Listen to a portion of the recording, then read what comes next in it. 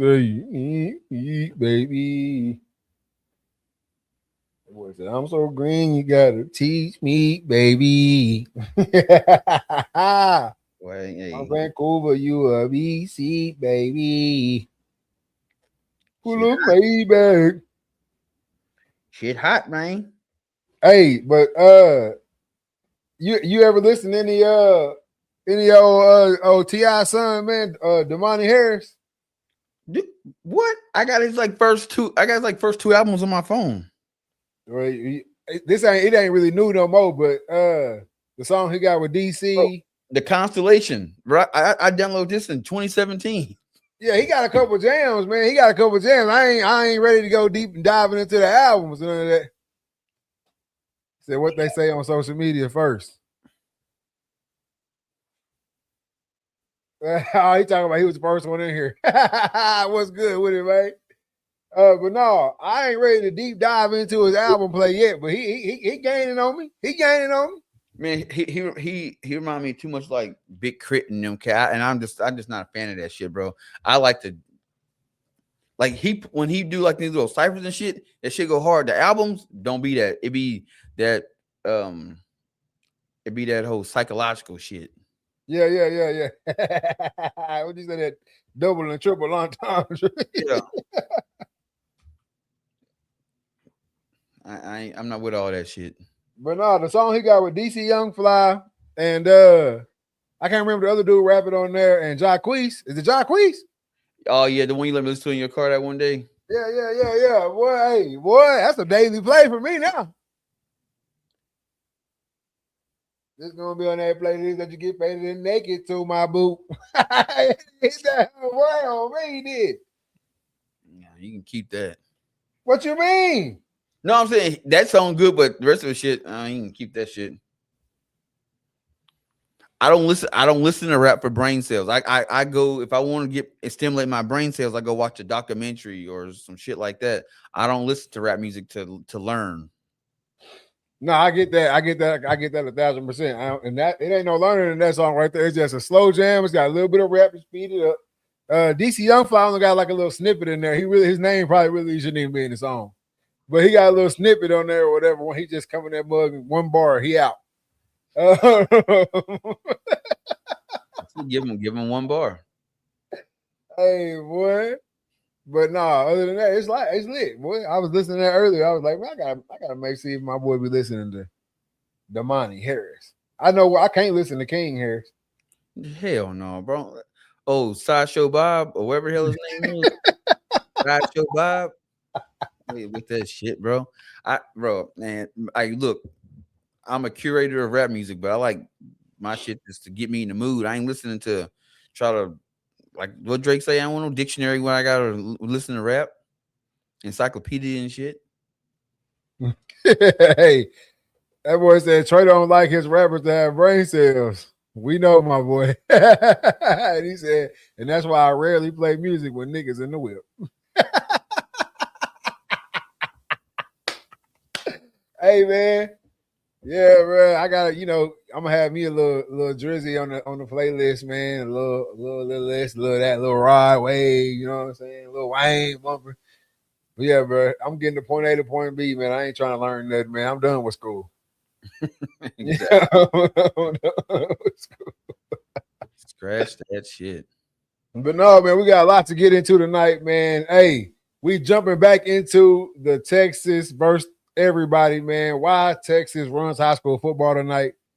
We got some Jaden Daniels drama that we hadn't covered for real yet. It's getting bigger for some reason. I think he's an idiot, but we're gonna get into that. New Heisman voting system, man. I want to know what y'all think about that, bro. A quick look at the NFL preseason so far. We got round 2 or week 2 tomorrow, or starting tomorrow, going all the way through the weekend, man. We're gonna talk about my boy Ruben Bain. And then we got to dive into the Browns QB locker room. What's going over there, man? What them Chiefs looking like? And then we're going to revisit that RTL Fantasy League that my boy Darius brought up last week, man. We're going to talk about that a little bit. That shit going to be live. It's going to be live. Oh, and we also got to get into a little, shout out Jeff Teague and the 520 podcast, man. We got to get into a little internet drama going on this past week, man. It's funny as a mug, boy. I love it, bro. I love a little gossip. Yeah, man, ain't nothing wrong with a little bit. Ain't nothing wrong with a little line yap. Little line yap, man. R.I.P. Frank Gans, man, my special teams coach from college, man. He passed away today, man. R.I.P. Frank Gans. Oh, dang. And one of my teammates from SAU, Josh Prophet, he passed away yesterday, man. That's shit crazy, bro. Man, they leaving here, bro. I'm telling you. They leaving here, man. But hey, before we get into all that, I only got one question for you. What's that? You ready? Let's do it.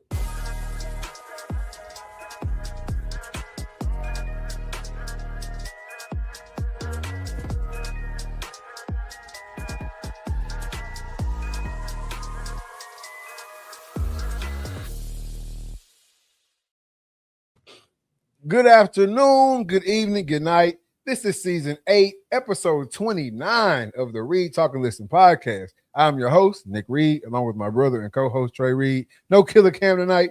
How you doing tonight, man? Bruh, I'm good, man. Just another day, another dollar. Trying to record this podcast, man. That's it. That's it. You gotta love it. You gotta love it. I don't know if it's just my phone or not, but I think we might be froze. We might be froze on the Facebook page, man. If you listening to me right now on the Facebook page, we are not frozen. Huh? I'm still going. Are you still going? By say if it's frozen, man, hop over to the YouTube. Get with us, man. We're gonna be rocking all night. Don't worry about it, man. If you can't get us right here on the Facebook, go ahead and get over to the YouTube, man. We rocking over there on the YouTube right now. Again, I want to say, man, RIP to the legend, man, Frank Gans Jr. His pops was a legend as well in the special teams game. Frank Gans Sr., man. Frank Gans Jr., he was with the Ravens for a long time, man. Like I said, he was the special teams coach at SMU. A lot of my phrases, and especially the funny ones that I use around the sport of football, a lot of them came from Frank Gans. You know what I'm saying? A lot of them came from Frank Gans, man. Especially when you hear me talk about a little line yap. There ain't no wrong with a little line yap. That's why I learned the word line yap. Frank Gans, man, just a little bit extra. So we had a line yap period. You come out there before practice or stay after practice and get you a little extra work in on the special teams, man. A little line yap. Ain't nothing wrong with that right there. A little extra. Hey, bro, you know how the meeting room was in college. Oh, yeah. Do you ever heard about AC/DC? The band, bro. We walked out to AC/DC. That's it was not Enter the Sandman. That's Metallica. Back in Black. Back in Black. What you talking about? Yeah, but no, man. I don't even know what I was saying right there. That threw me off all the way on the AC/DC. But no, RIP to the legend, man. No, you say you know how the rooms go. Oh yeah, the meeting rooms. Yeah. You know how the meeting room is in college football, bro. It could be your best friend and funniest place on earth, or that shit couldn't be hell. I didn't experience a little bit of both. Early, it was all bad. I dreaded going to film.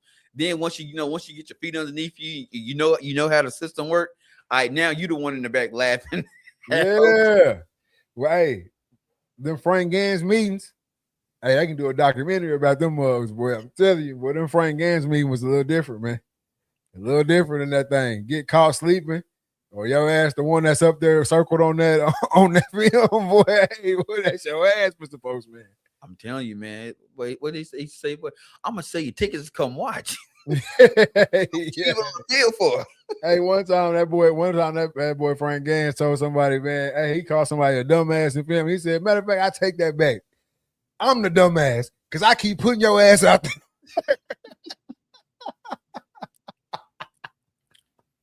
Shit, man. Hey, man. But RIP to the legend, man. Get that boy some noise, man. Get that man some noise.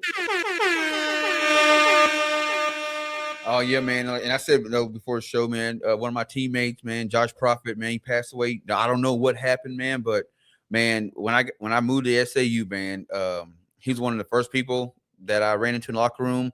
We chatted up all the time. He was one of the first football players I ever knew that was taking like pre-med classes and playing football. I think he went on to be like a pharmacist, but he was doing that hard shit when coaches want you to, do some easy shit like, I'm saying, psychology or kinesiology, whatever that shit, they be basket weaving. They don't want you doing that hard shit because it's going to take away from football. But, your mind from the game. Exactly. But he made it work, man. He was a 4-year starter, man. Dude was great, man. There's times where we had guys on the team that, had to work after practice and shit. They might not have a way to work, man. Prophet give you his truck. Hey, man, bring that shit back. Yeah. So, it is what it. We say, stop talking if you can't see the chat. You ain't say nothing, Brayden. You didn't say nothing.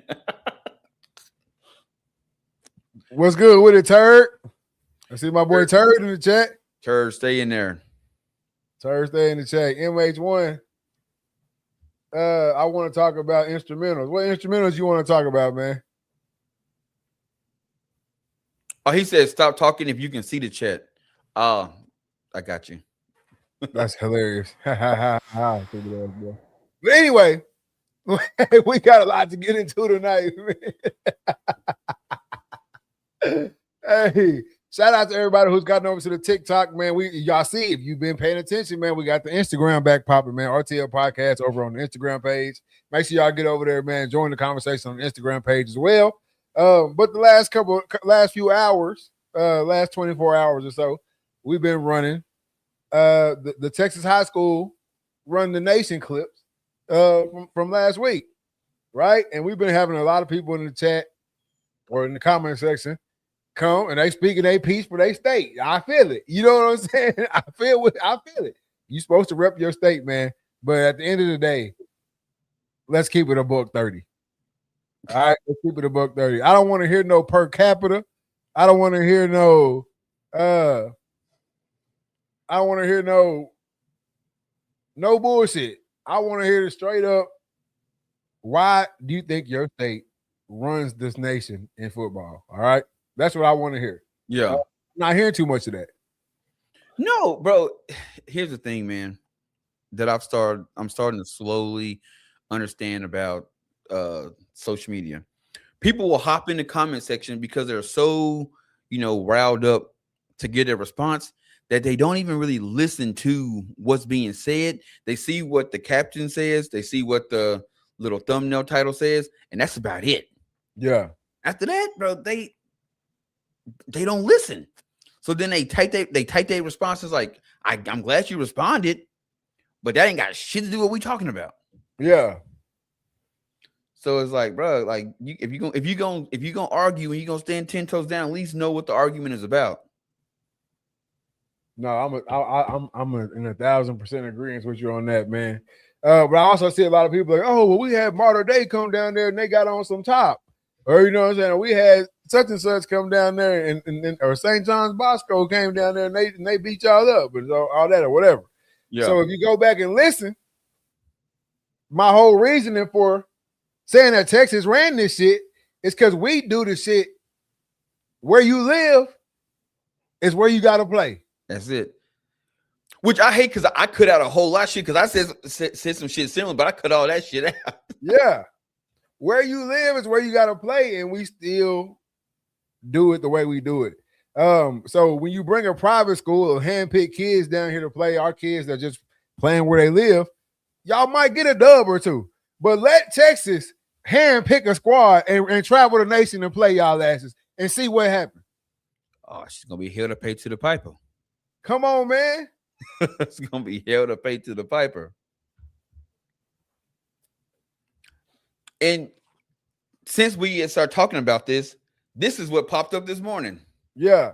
Says the top 20 states for overall high school football based on football culture, coaching, atmosphere, talent level, tradition, depth, etc. Obviously, your boys know what we're talking about because we said Texas. I had Florida at number 2, but we said Florida and Georgia could be interchangeable. And California sitting at 4. California sitting at 4. Ain't nothing wrong with 4. You in the top 5. California the ones that got hurt the most. It's a couple cats on TikTok that was hurt on the Georgia situation. You know what I'm saying? It's a couple cats that hurt on the Georgia situation. But other than that, California was really the ones who really got in their feelings the most about this whole thing. My boy Turd says Texas runs football at every level of the sport. Netflix had a whole ass series about Pop Warner football in Texas. That's right. Friday Night Tykes. Straight up. Friday Night Tykes.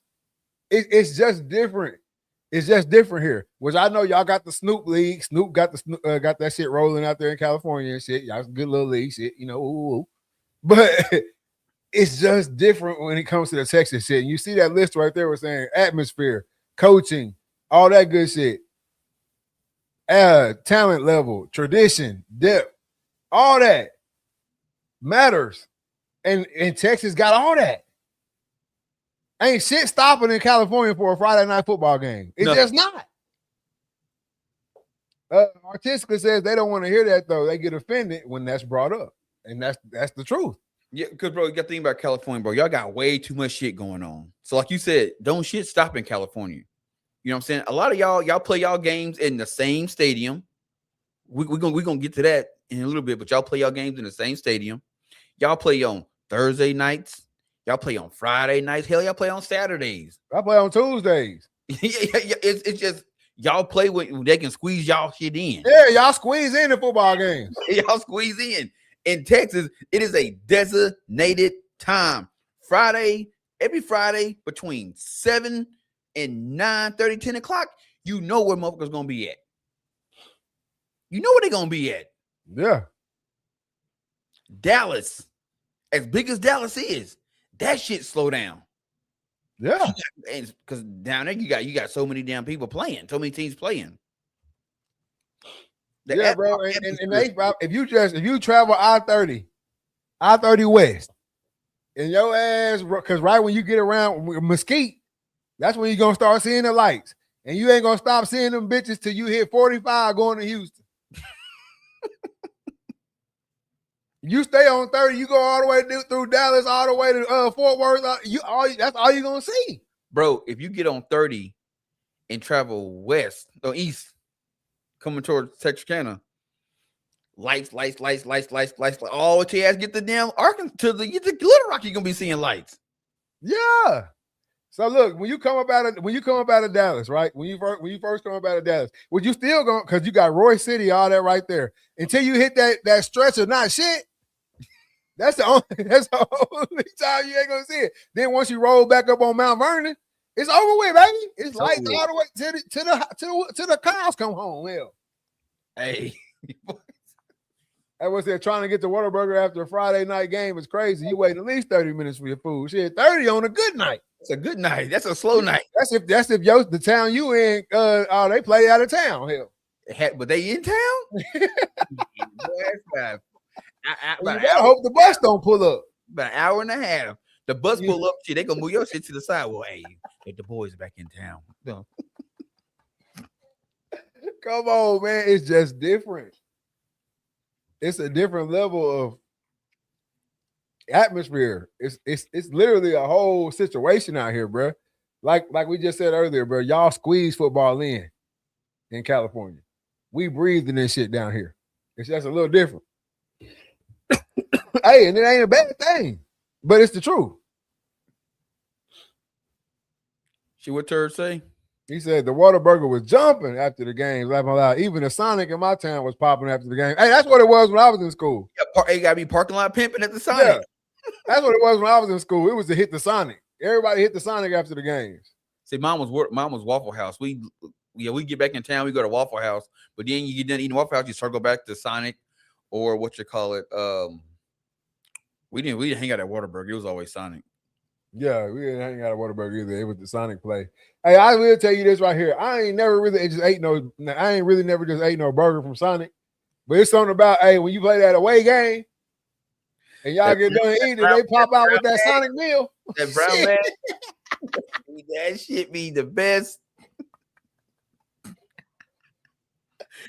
Hey, you think that damn Sonic burger was some Wagyu steak, boy? Boy, that shit touch your soul, boy.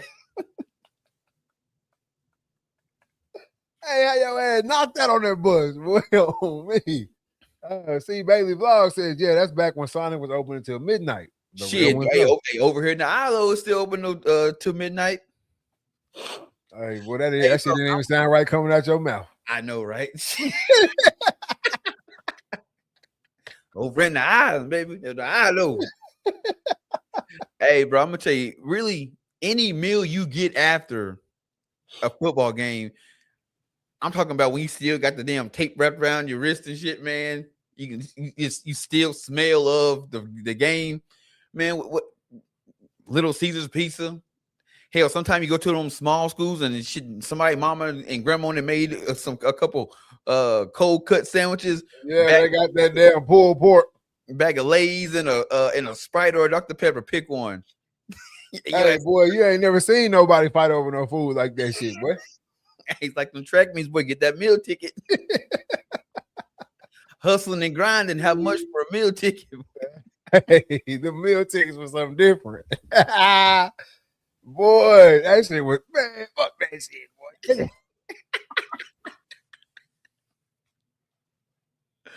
Hey, bro, that shit right there, man, to take you. I mean, I think we played Gilmer one year, man, and they pulled up after the game.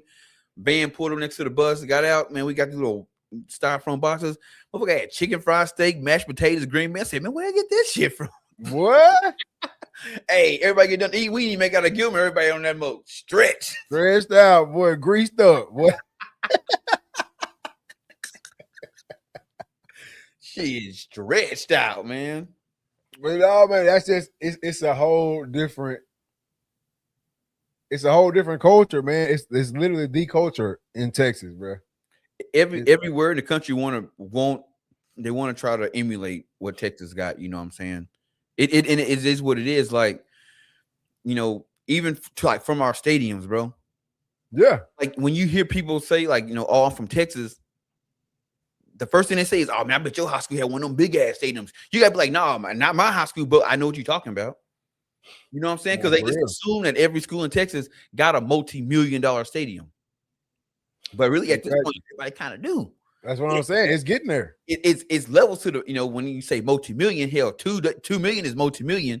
But you know what I'm saying? If you got your $2 million stadiums and shit, then you got your $60 and $70 million stadiums, and then you got your $300 million stadiums. You know what I'm saying? Nah, for real. And that's another thing right here. Look, I don't think football is a class everywhere else like it is in Texas.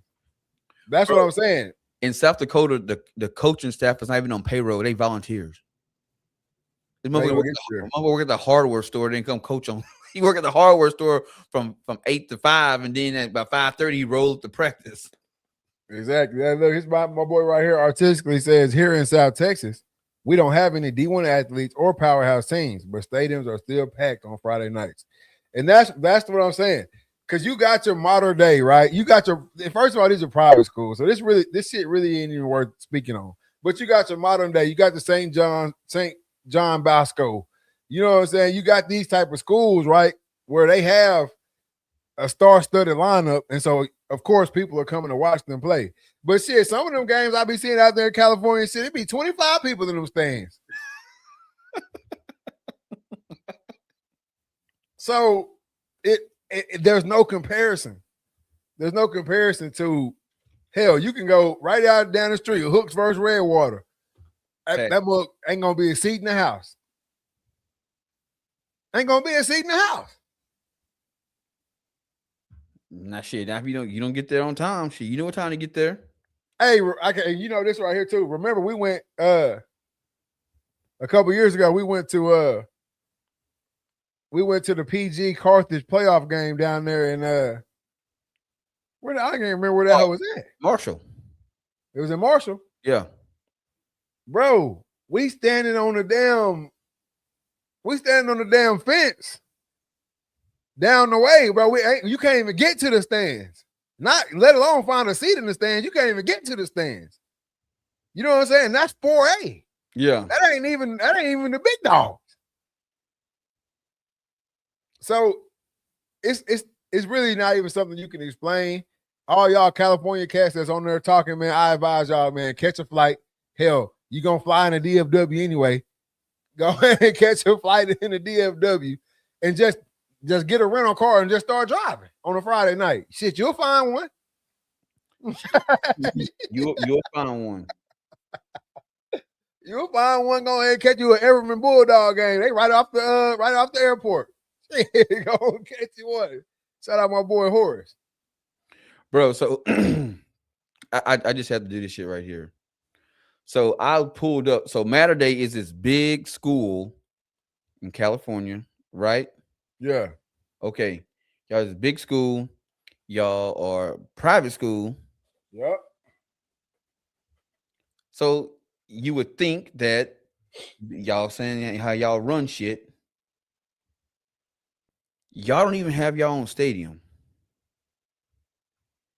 This is Mater Day Stadium right here. This is where they practice at. This is because they don't have their own stadium to hold games. So this is where they practice at. So y'all a private school, y'all ain't got your own shit.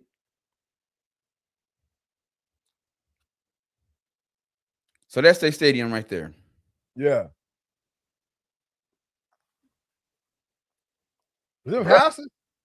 Them houses right, man, motherfucker, right there, right there. Come on, man. What we talking about, bruh?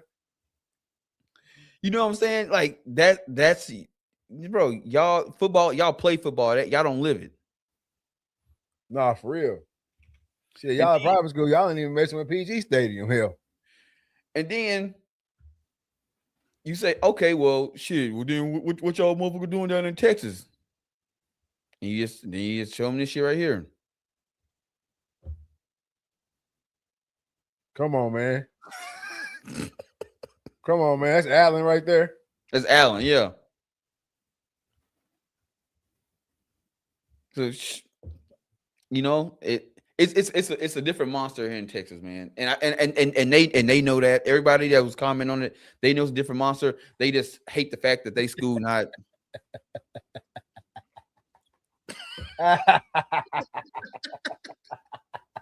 Hey, sir, that's the first thing I seen, man. Some houses. No, y'all ain't making no noise out there. Yeah. No, that Noah's ordinance, which is probably why they can't play there. They got to play off somewhere. But no, man. Hey, they know it's a culture here, man. You know, we said it last week. You could be from one of the smaller schools in Texas, go on your college campus and you play football. Hey man, where you from? Texas. They go, shit. Hey boy, it's different down there. Hey, yeah, that's what I'm saying. A cat from California, especially if he go to school in Texas. That's what what it is. Like if a cat from California goes to college in Texas, he has to prove his skill level to the cats from Texas. From Texas. You see what I'm saying? If you go somewhere, if you go outside the state, if you go outside of Texas to college somewhere, you got to prove that you're not good. Yep. You got to prove you're not good.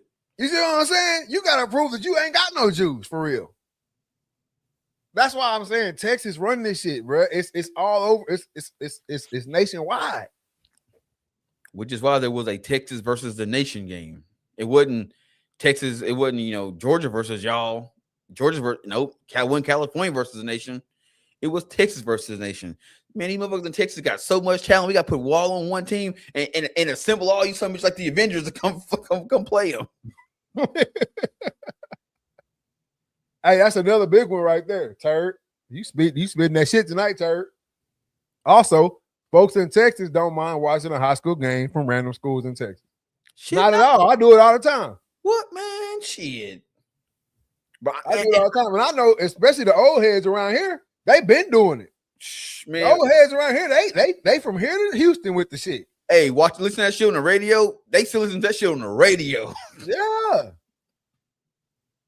They from here to Houston with it. Boy, there ain't nothing for a group of 4 or 5 old heads to pile up in the truck and hit the road on Friday night and go watch somebody else play. I'm telling you, man, we going down to Mount Pleasant to watch Calvin Johnson High play Levi Morgan High. Who the hell is them schools? Shit, I don't know, man. But that boy from Levi Morgan, boy, they got a damn quarterback, man. Yeah. I see what he working with. You know what I'm saying? You be like, all right. She gonna hop in that Silverado and be gone. I'm telling you, bro. Carhartt down on y'all that. Carhartt down, smelling like juke. Hey, but the Carhartt only come out when it's cold. You know what I'm talking about. Hey, boy, I'm telling you, shit. Turd said that's goals for real to get old with your boys and go watch some Friday Night Lights. Nah, man, that's what it is, and that's bred in all of us from out here, bro. That's bred in all of us from Texas, bro. That's why I'm saying that it's It's not even up for debate no more. It's really all y'all all fighting for 2 to 5. That's it. You know what I'm saying? It's all y'all fighting for 2 to 5. And Georgia, I get it. Y'all put that talent out, fam. I ain't saying y'all don't put that talent out, but it's not the same. It's just not. It's just not. The only state that's really even got a fighting argument for real, for the number 1 spot, Florida. That's the only cast that's got a chance for that shit. I watch every single state championship game when it come on TV. Bro, you gotta go. Bro, and you haven't been, you have to go. Before they start this new shit, back in the Gap, you went, but you bought 1 ticket and you parked your ass in that stadium. No, you still can. You can? Yeah. Well, now it's more expensive. But see, back in the day, shit, you get there and you buy your 1 ticket and hell, it's $15, $20, and then shit, your ass ride out all day. They play all the games in 1 day. Yeah, now you buy a weekend pass. And you can watch the whole weekend because they got started on, I think it started on Wednesday or Thursday. I want to say Thursday. Start on Thursday and you got your 1A, your 2A, your 3A, even your 6-man. Yep, 6-man. All on that Thursday. Then Friday you got your 4A. All your 4A state championships, and then I think it's and then on Saturday you got the big dogs. Big dogs come out to play. That's it. But it's I mean, you have to go, bro. I went 2 years ago, and I watched every single game front to back, dog, and I enjoyed myself. I enjoyed the hell out of myself, man. It was a good time, bro. I advise everybody to do it at least once. Bro, it might be 2 years ago. Yeah, 2 years ago. I'm in South Dakota at the Frog, and this was it Bally Sports. Is that what who had the rights to? Yeah, Bally had it. Bally. Bro, they was playing Texas high school playoffs, playing on one of the TVs. So when I'm sitting there, I can't even see, so I get it put on the big TV. This thing, bro, you got cats all like, they don't know shit about Texas football. But these motherfuckers, now they pick the team they going for. They cheering and shit. They looking cats up. We watch now. Every TV in the bar got a game on.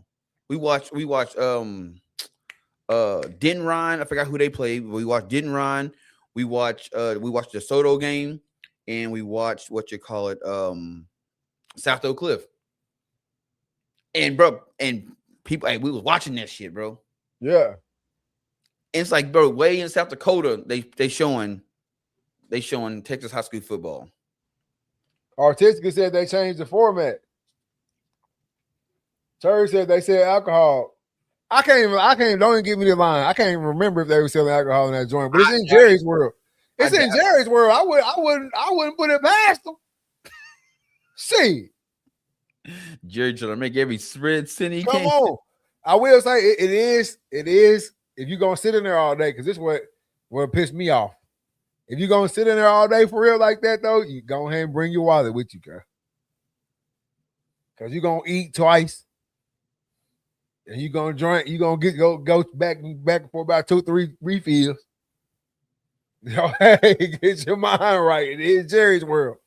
But no, man, it's good. You can walk around the stadium, check it all out and shit. They only got a few spots in there that's sectioned off where you can't get to for real. You can go all through the little players' lounge and shit. But no, it's cool, man. And then when I was doing the game day thing, shit, we was all through that camp. It's something different, bro. It's something different. And that fucking wooden plaque with that damn gold seal on it just means something when you get to hoist that some bitch up, bro. Nah, for real. I know they would never do it, but I wish they would. Like, you win your class, and then you take the 5A champions, and the 5A and the 6A champions play each other, and then the 4A and 3A champions play each other, and the 2A and the 1A play each other. 6-man, y'all just out. But they need to do the 5A. They need to do the 5A, D1, D2 play each other. The 6A, D1, D2 play each other. Yeah, that's what I mean. Yeah, not the 5A versus 6A. Not the 4A versus 3A. But you play your division. 2 4A champions play each other. The 2 3A champions play each other. The 2 6A champions, 5A champions. They all play each other to get the one true state champion in that that division. In that division. I can get down with that. Artistic says now on Friday is 5A D2, 4A D2, 6A D2. Then Saturday all the D1 games. Okay, that's what it is. And that, bro, you're gonna have it's a hell of a games in there, bro. Then you also get to see what I loved is that you got to see basically the next up. Yep. Saturday. You know what I'm saying? I mean, there's cats that we win, and when we watch Duncanville play South Lake Carroll, it's like 4 or 5 of them cats that's in the league right now. Yep, gonna be rookies. And no, it's different out here, bro. Obviously, Texas put out the most pros, and we talk about, you know what I'm saying. So, what we really talking about? What we really talking about, man? It got to start in high school. Got to. But I think a lot of people saying like, "Oh, other states got talent too." We say don't got talent. We just saying we do that shit different here. Yeah. No, other states definitely have talent. We know what Georgia put out, right? We know what, and I'm not even speaking on Florida because, like I said, Florida is the only state that I feel like they really have an argument and a shot at the title. So when I'm talking about this, I don't even really mention Florida, but we see what Georgia put out, man. We see what California put out. We see what Louisiana put out, Alabama. We know y'all got talent, man. We're not saying y'all trash. We just saying Texas do this shit a little different down here, man. Turd says, we lost state my senior year to Denton Geyer. It was such a surreal experience. I remember every second of it, even watching Gerard Hurd run over my boy and damn near paralyze him. Hey, what school you go to? We finna put an age on Turd. What high school you go to, Turd? See what y'all boys talking about. Shit, Denton Geyer. I ain't never heard of Denton Geyer. Oh yeah, Denton Geyer. They go hard. Yeah, I ain't even heard of Denton Geyer. Who was the light-skinned cat that came about a Denton Geyer either last year or the time before or the year before that? Georgetown High School. Yeah, let's see how Earl's Hurd is, man. 1982.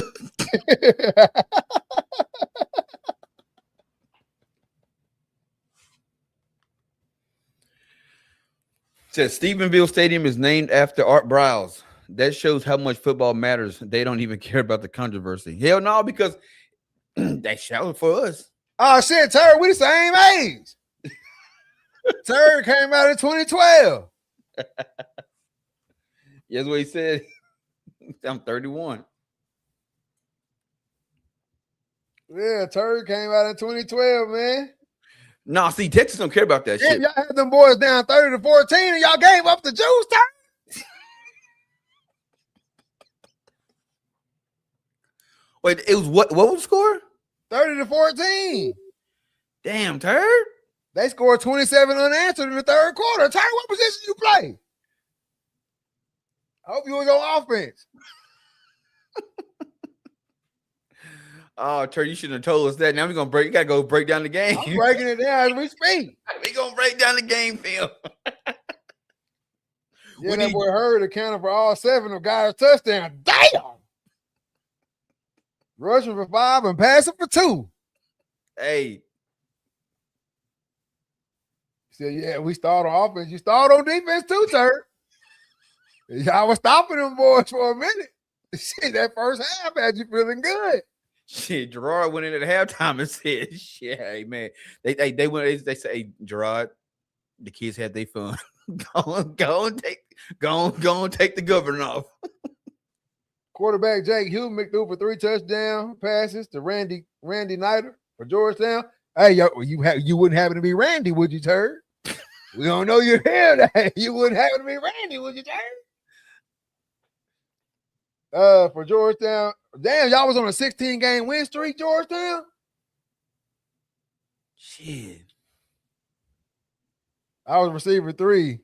I was a receiver. 3 of us had over 1K that year. Well, hey, man, was you Randy Nider? He said, "No, I'm number 2." That boy Randy Knight wasn't bullshitting. What happened to old Randy Knighter? Shit, we gonna look him up too. Don't worry about it.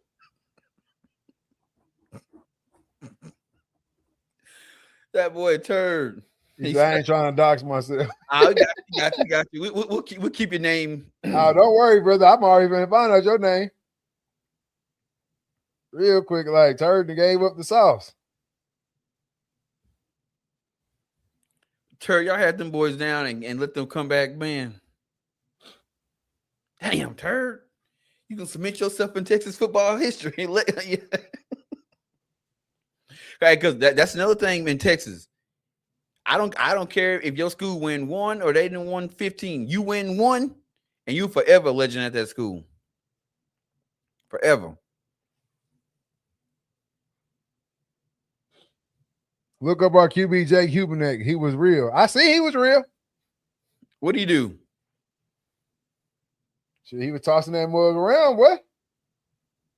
Randy went to play at Georgia Southern, I think. 4A Division I state runner-up with 78 players on the roster. Key players from 2012 squad included Tyler Moody, Brock Drummond, RJ Nava, Chico Martinez, Jace LaSalle, Troy Perez, and Connor D-Ringer.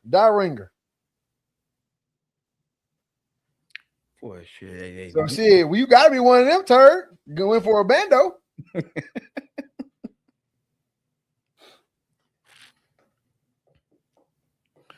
But yeah, man, hey, that shit right there, real. And what's crazy, because Turd just proved it. Shit, win or lose, you remember that motherfucker forever. Nah, for real. You remember it forever.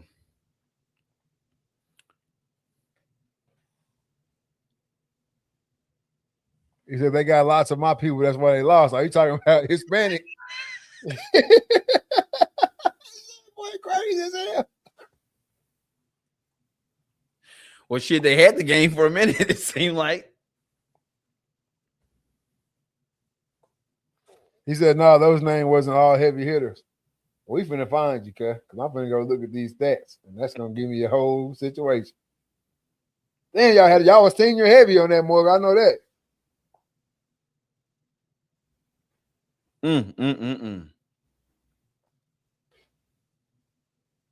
That's all-time roster. I don't want the all-time roster, but y'all tweet.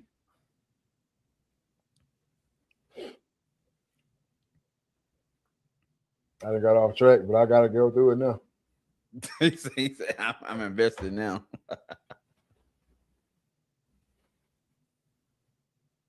We ain't going to expose you, turd. What he say? These boys really exposing me. Now, if you went for a bando, ain't no exposing, baby. That's good shit. That boy Hubnick threw for 2,600 that year, boy. In 11 games. That ain't bad at all. Shit. What division were y'all? What's that? 3A? 4A?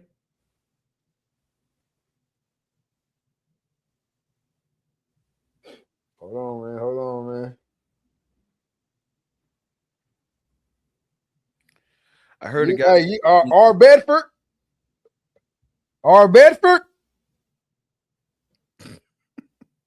He said, I heard a guy say you need some chips and that cookie to win state. Some chips and boy, that boy childish as hell, boy. You gotta have them brothers on the team, boy. He Weston. He said he was number 2. That was his actual number. Yeah. My boy. Okay. 19.49 yards per catch. God,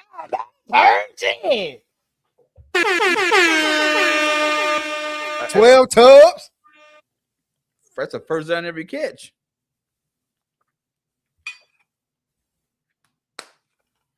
Turd putting that work in. Legendary. That old Deandre. Yeah. Shit, yeah. Y'all boys really was good. Y'all boys had that receiving core, didn't you?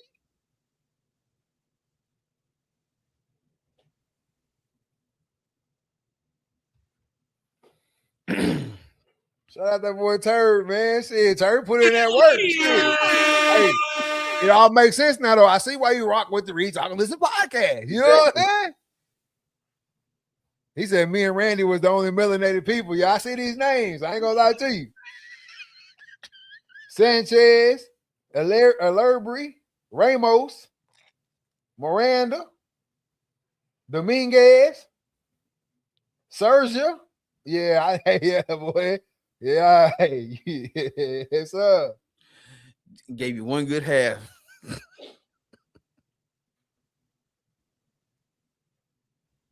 And that boy Hubenek had him. I don't know if I'm saying that right. Said he put that bitch on the ground too, wouldn't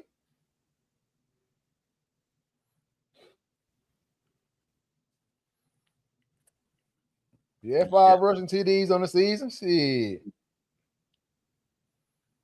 Hey, back in the day, shit. Hey, man, shit, we go down and catch them boys. Hey, boy, they got that boy there hooping, man. We're throwing that thing out there, boy. Nah, for real. Shit, hop in the truck. Everybody driving down. Hey, they was handing that mug to that boy Turd too. You ain't say all that, Turd. Turd keeping it low key. That boy had 7 TDs on the ground. Okay, Turd.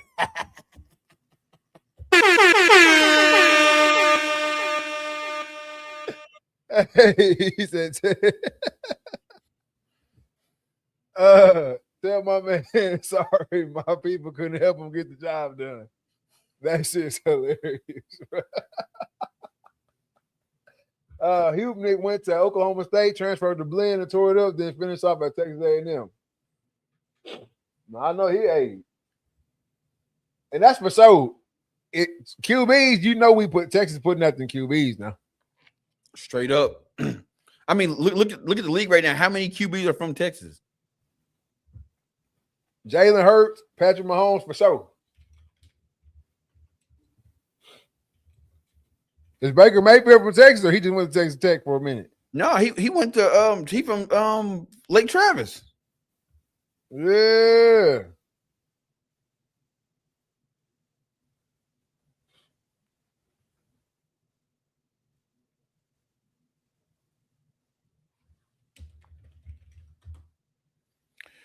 It says right now, the state of Texas typically produces between 6 and 8 star NFL quarterbacks. So right now we got Patrick Mahomes, Jalen Hurts, Matt Stafford, Baker Mayfield, and Kyler Murray. Yep. And shit, if we go into backups, I'm sure there's a lot more.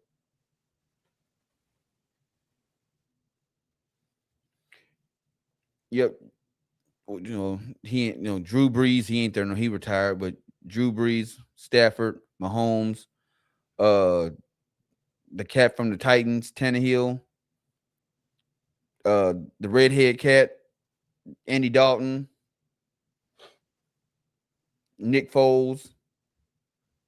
Oh, here we go. Drew Brees from Westlake, Patrick Mahomes, White House, Matt Stafford, Highland Park, Kyler Murray, Andy Dalton from Katy, Ryan Tannehill from Big Springs, Lake Travis, Baker Mayfield, Nick Foles, Westlake, Casey Keenum, Abilene, Derek Carr, Texas, Sugarland.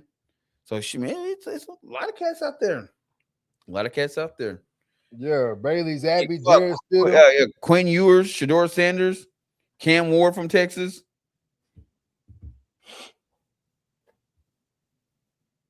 He married Miss Alabama. Damn, Hubenek just did it all, didn't he?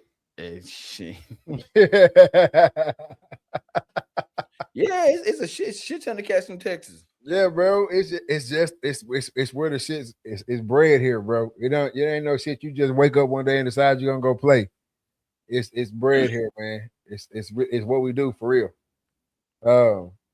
And that's all we're trying to say, man. No shade to the California people, bro, but y'all got some growing to do. I mean, they know.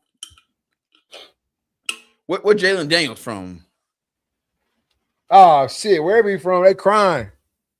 Crybaby ass state. Where is Jaden Daniels from? Please don't be from Texas. He not from Texas, bro.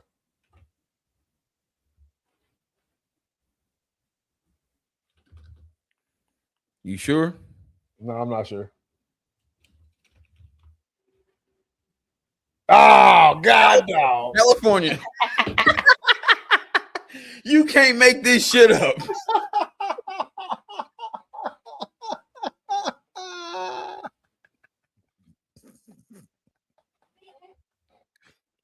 Hey man, it's another episode of Retime.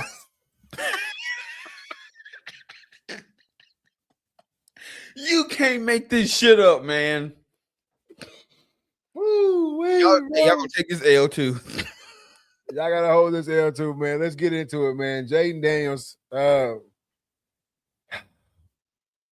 over a damn jersey number. Jaden Daniels, obviously, it's been in the media for the past couple of weeks, man. LSU is allowing cornerback to wear the number 5 jersey this year, man. Jaden Daniels threw a fit about it. He no longer wants LSU to use his name, image, or likeness for anything. He also is trying to get them to remove his Heisman Trophy replicas that they have on display there. All over the jersey number 5, man. Tell me what you think about this shit. The shit's soft. The shit's soft. First off, I'm not one of them guys that I don't get down. I don't care about the whole jersey retirement thing. That's one. I don't think you should retire numbers like that. Like, you hear guys like Michael Irvin say, like, man, I don't ever want my number to retire. I want to look out there and see somebody in there, some bitch. You know what I'm saying? Yeah. I'm the same way. I would never want, no school to retire number 17. Any game I go to and I see number 17, I'm like, man, I hope he raw. That's the number I wore. It don't mean nothing to nobody, but it means something to me. You know what I'm saying? Yeah. So like that's one where I stand. But to throw this little hissy fit because they are allowing a kid to wear number 5, bro, you wasn't at LSU that long. Yeah. You didn't even win a damn natty. Yeah, you won the Heisman. Kudos. Congratulations. But why are you throwing this fit as if they told you, oh yeah, we're gonna retire your number? They didn't. Did they say they're gonna let somebody like they not gonna give it out? Probably, but you got to remember that regime is gone. Yeah, you know what I'm saying. The new boss ain't the old boss. So, like Lane Kiffin said, I ain't promising shit. The kid can wear number 5. Terry said they don't love you like Joe out there, bro. Hell no, bro. And this is my thing too. Think about how many jerseys have been retired that multiple people wore after the person they retired it for. Yeah. You see what I'm saying? That's my whole thing. Like, bro, now you're definitely not getting, if there was any talks of maybe one day retiring the number 5, it's over with now. Bro, you get shit. Bro, like I'm petty like that, bro. If I'm on a board at LSU, I'm the 80, whatever. I'm like, oh, okay. Oh, this is how he acting? All right, cool. Hey, we ain't never gonna retire your number. You ain't never gotta worry about us putting your face on shit. We not gonna use you in recruiting for shit. We ain't gonna invite you to shit. And guess what? You didn't do shit at Arizona State, so they ain't definitely gonna do shit for you. Guess what, player? You are erased from LSU history. We don't need, like, you didn't do shit for us anyway. We didn't win no natty with you. Yeah. So don't worry about it. Yeah, you want your shit back? Here, have it, motherfucker. We got more Heisman Trophy winners to put up. I think that's what they should do. I think that's what they're gonna do. They've already removed his face from the stadium. All that shit. Whenever it comes to like the ring, you ain't getting no statue. You ain't getting no honor. We ain't gonna put you on shit. You're not getting in nothing. You're not getting in the Ring of Honor. You're not getting in the Hall of Fame. You're not getting in none of that shit. Hell no. And if you get inducted into the College Football Hall of Fame, which you won't because your college career wasn't that great. Yeah, you won a Heisman that year, but that was one and done. But don't tell them you didn't play here. When they show you get inducted and they show your highlights, they better not put no LSU shit up there. Motherfucker, use Arizona State. Nah, for real. And that's where that's where I'm so confused on this shit with Jaden Daniels. Turd says I really can't think of any. I can't think about a single Heisman moment from him. No, for real. I think you totally erased any chance you had of being whatever you thought you might have been at LSU. You know what I'm saying? You'll never get that now. Then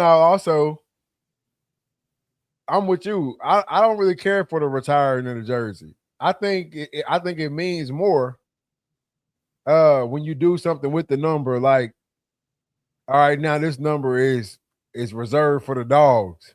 Yeah. You know what I'm saying? Or you know what I'm saying? You got to put in that work.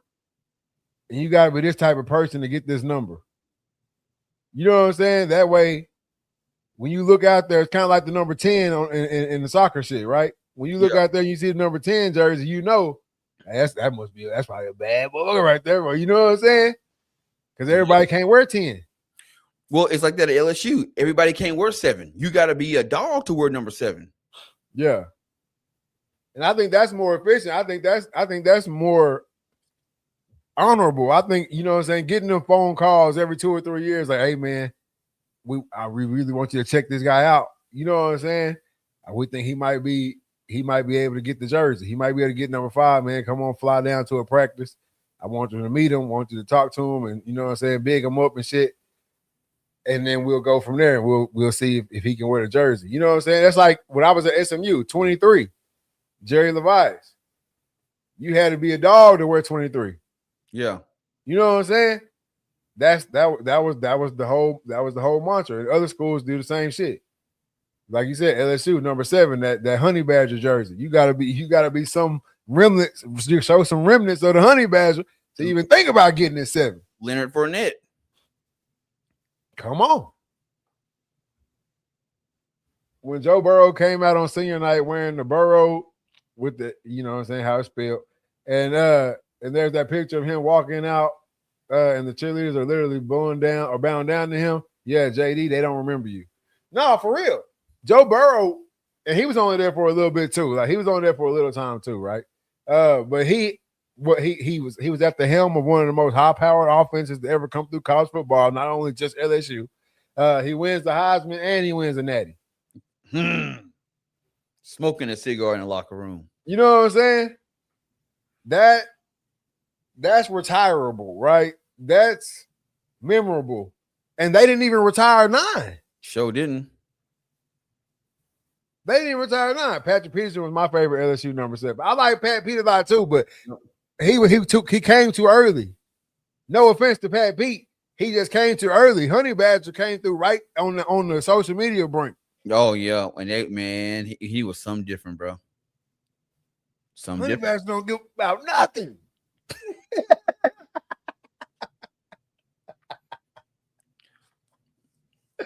Hey, so that's what made it. That's what made it. That number 7 look so good because it was everywhere. And you know what I think his problem is. See, I think he's looking at guys who kind of had the same road as him and saying, well, they got this treatment. Well, I'm not getting this treatment.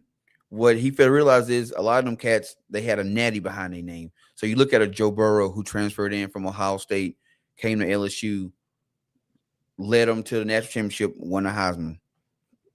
That's some shit like that. You would be a legend in that program. You look at a Cam Newton who went from Florida, transferred to Blinn, left Blinn, came to Auburn, and had probably one of the arguable, I would say one of the greatest college seasons in the history.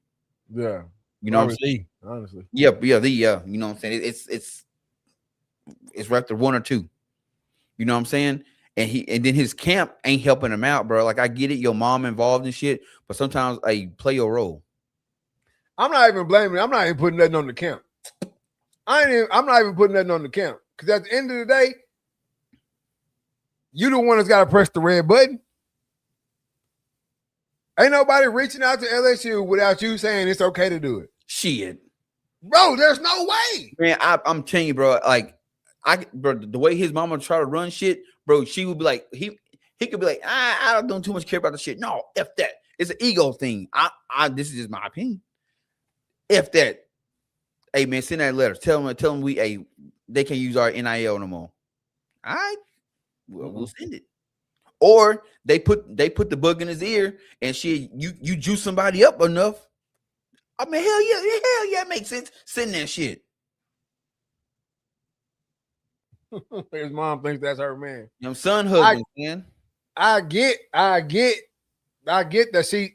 she's overbearing. I get that. Artistica says he wants that Shedeur Sanders and Travis Hunter treatment by having their number retired. But they changed the program. You came in on some shit that was already changed. You see what I'm saying? Like, come on, fam. But LSU was here before you, and we gonna keep rocking, player. I honestly, it's the mama got something to do with it. Yes, she talking loud and she's loud out in the forefront. The only reason she out in the forefront to me is because he's soft. Yeah. But I don't care what nobody talking about. I'm making the bread for the fam. All this shit on my back. Nobody is going back and talking to LSU the way y'all talking to them without my say so. That's just it. It ain't no agent, because I know a lot of people try to put it off on the agent. It ain't no agent. It ain't no mama. It ain't no sister, brother, daddy. Bro, he doing this shit. He might not be big enough and bold enough to come out and say, oh, yeah, I'm just me. So mama going to say it for me. But ain't nobody, he got to press the red button. And to me, that shit is soft as Charmin, bro. Be a man, stand on that shit. If that's how you feel, bro, come out and make a video. I'm tired of these fucking statements being sent and shit. Get on camera and say, hey, check this shit out. Hell yeah, I'm standing 10 toes down on this, and state your reason behind it. State your reason behind it. And make the people believe what you believe. Yeah. But you won't do it because it sounds fucking stupid. When you say it out loud, that's why you got to write it. Yeah, it sounds stupid. Bro, you didn't do that much at LSU. You did not. Now, had you won a natty, shit, you got me. Hey, I'm on your side. But you won. Even if you won a natty, I'm not on your side. I would. If he won a natty, I would say you have an argument. You don't have an argument because you won the Heisman. That's an individual award. You didn't. That's it. I don't think they made the playoff. To me, you don't have an argument at all because retirement of a jersey, nobody gets their jersey retired as quick as Travis and Shedeur. No. Most of the time, when you're gonna have your jersey retired, bro, years go by. Shit, you might be out the NFL. Cam Newton. And then they retire your jersey. People that wore that shit in between time in the meantime. And then they retire your jersey, and then moving forward, can't nobody else wear that shit. You see what I'm saying?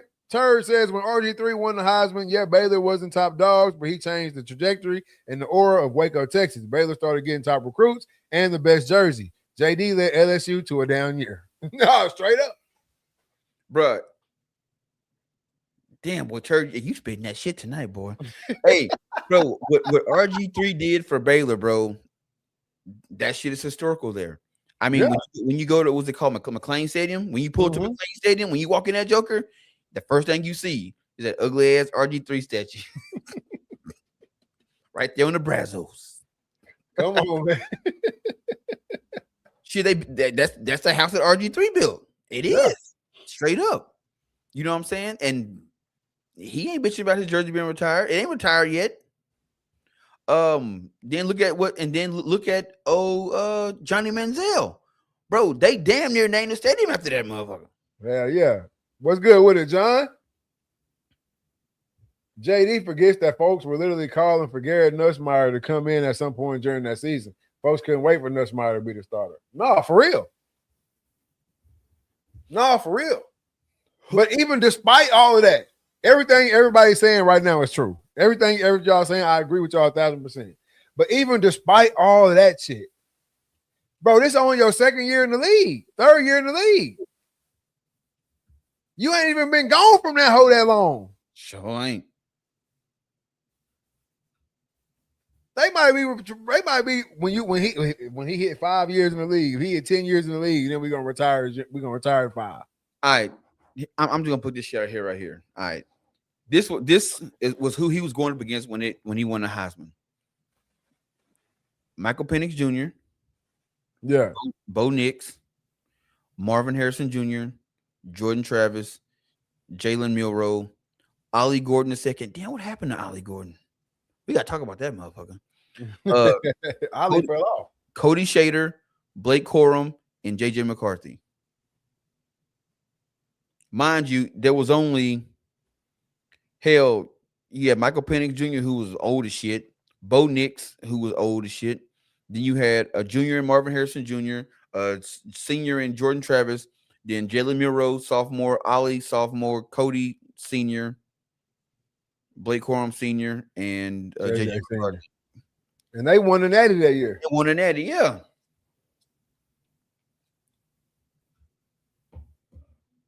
So, bro, like he was 236 for 327 passing yards, 3,812 passing yards, and 40 touchdowns with just 4 interceptions while rushing for 1,100 yards and another 10 touchdowns, leading the LSU Tigers to a 9-3 season. Bro, that's what I'm saying. You really trying to put books for a 9-3 season? That's what I'm saying. He had a good year. But even if he had a even if his year was historic, bro, even if his year, what I'm saying is, even let's just say he did win the Natty. Let's just say he ran off with the Heisman race. You know what I'm saying? Nobody was calling for the backup to come in. They went undefeated. Boo, woo, woo, woo. The person who went undefeated, won the Heisman, won the Natty, all that shit, his jersey ain't retired. Thank you.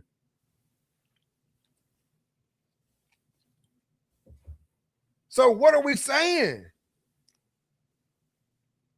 Bro, sometimes that shit take 10, 15, 20 years. Motherfuckers sometimes you motherfuckers can't even be walking. Come on, bro. Yeah, when Texas retired Earl Campbell that motherfucker was in a golf cart, couldn't even stand up. You've been gone 3 years. That's why I'm like, Jaden Daniels, what you doing, bro? You're really making us look bad. 2 years, ain't it? He's going to be his 3rd year in the league right here. Yeah. 2nd year in the league, ain't it? 3rd year. Last year he got hurt, didn't he? He had a phenomenal rookie season. Last season, he got hurt. Now he coming back for year 3 right here. Yes, you're right. Yep. Yeah. 3 years, bro. That ain't shit. That's a blink, bro. At this point right here, you won rookie of the year for Washington. You got hurt. Let's just say this year something happened. You can't play no more. You think they're going to retire that shit in Washington? You a blip. They won't even remember your name. Come on, fam. My thing is, what do you gain from it? Like now that you come out, you said what you said, you think they're gonna be like, our bad, we're gonna retire. No, that's what you thought. That's what you thought. You thought you were gonna bully them folks into doing something. They and bro, you talking about the folks in Louisiana, they probably already don't like you anyway. If you want to be real, they really ain't feeling you that way. You just play football here. Bro, you thought you were gonna bully them folks into doing that shit? Come on, fam. Oh, y'all can't use my name, image, and likeness for nothing. Okay, and all right, cool. We got a list of motherfuckers that we can use. A long list, a laundry list. We can pick a name. Give a fuck about you. Hey, you said it right here, boy. If I'm his current coach, I'm looking at him a certain way now as a pro. I'm looking at you all upside your head. Yeah. Like, first of all, the season coming up. So really what you got going, fam? You worried about the wrong shit. You worried about the wrong shit. Hey, I couldn't be no team owner because I caught him motherfucking in my office. What the hell you got going? I sit his ass down, like, look here, player. All that shit you got going at LSU, and you cancel that shit. Hey, cancel Christmas, player. We got a season to look forward to.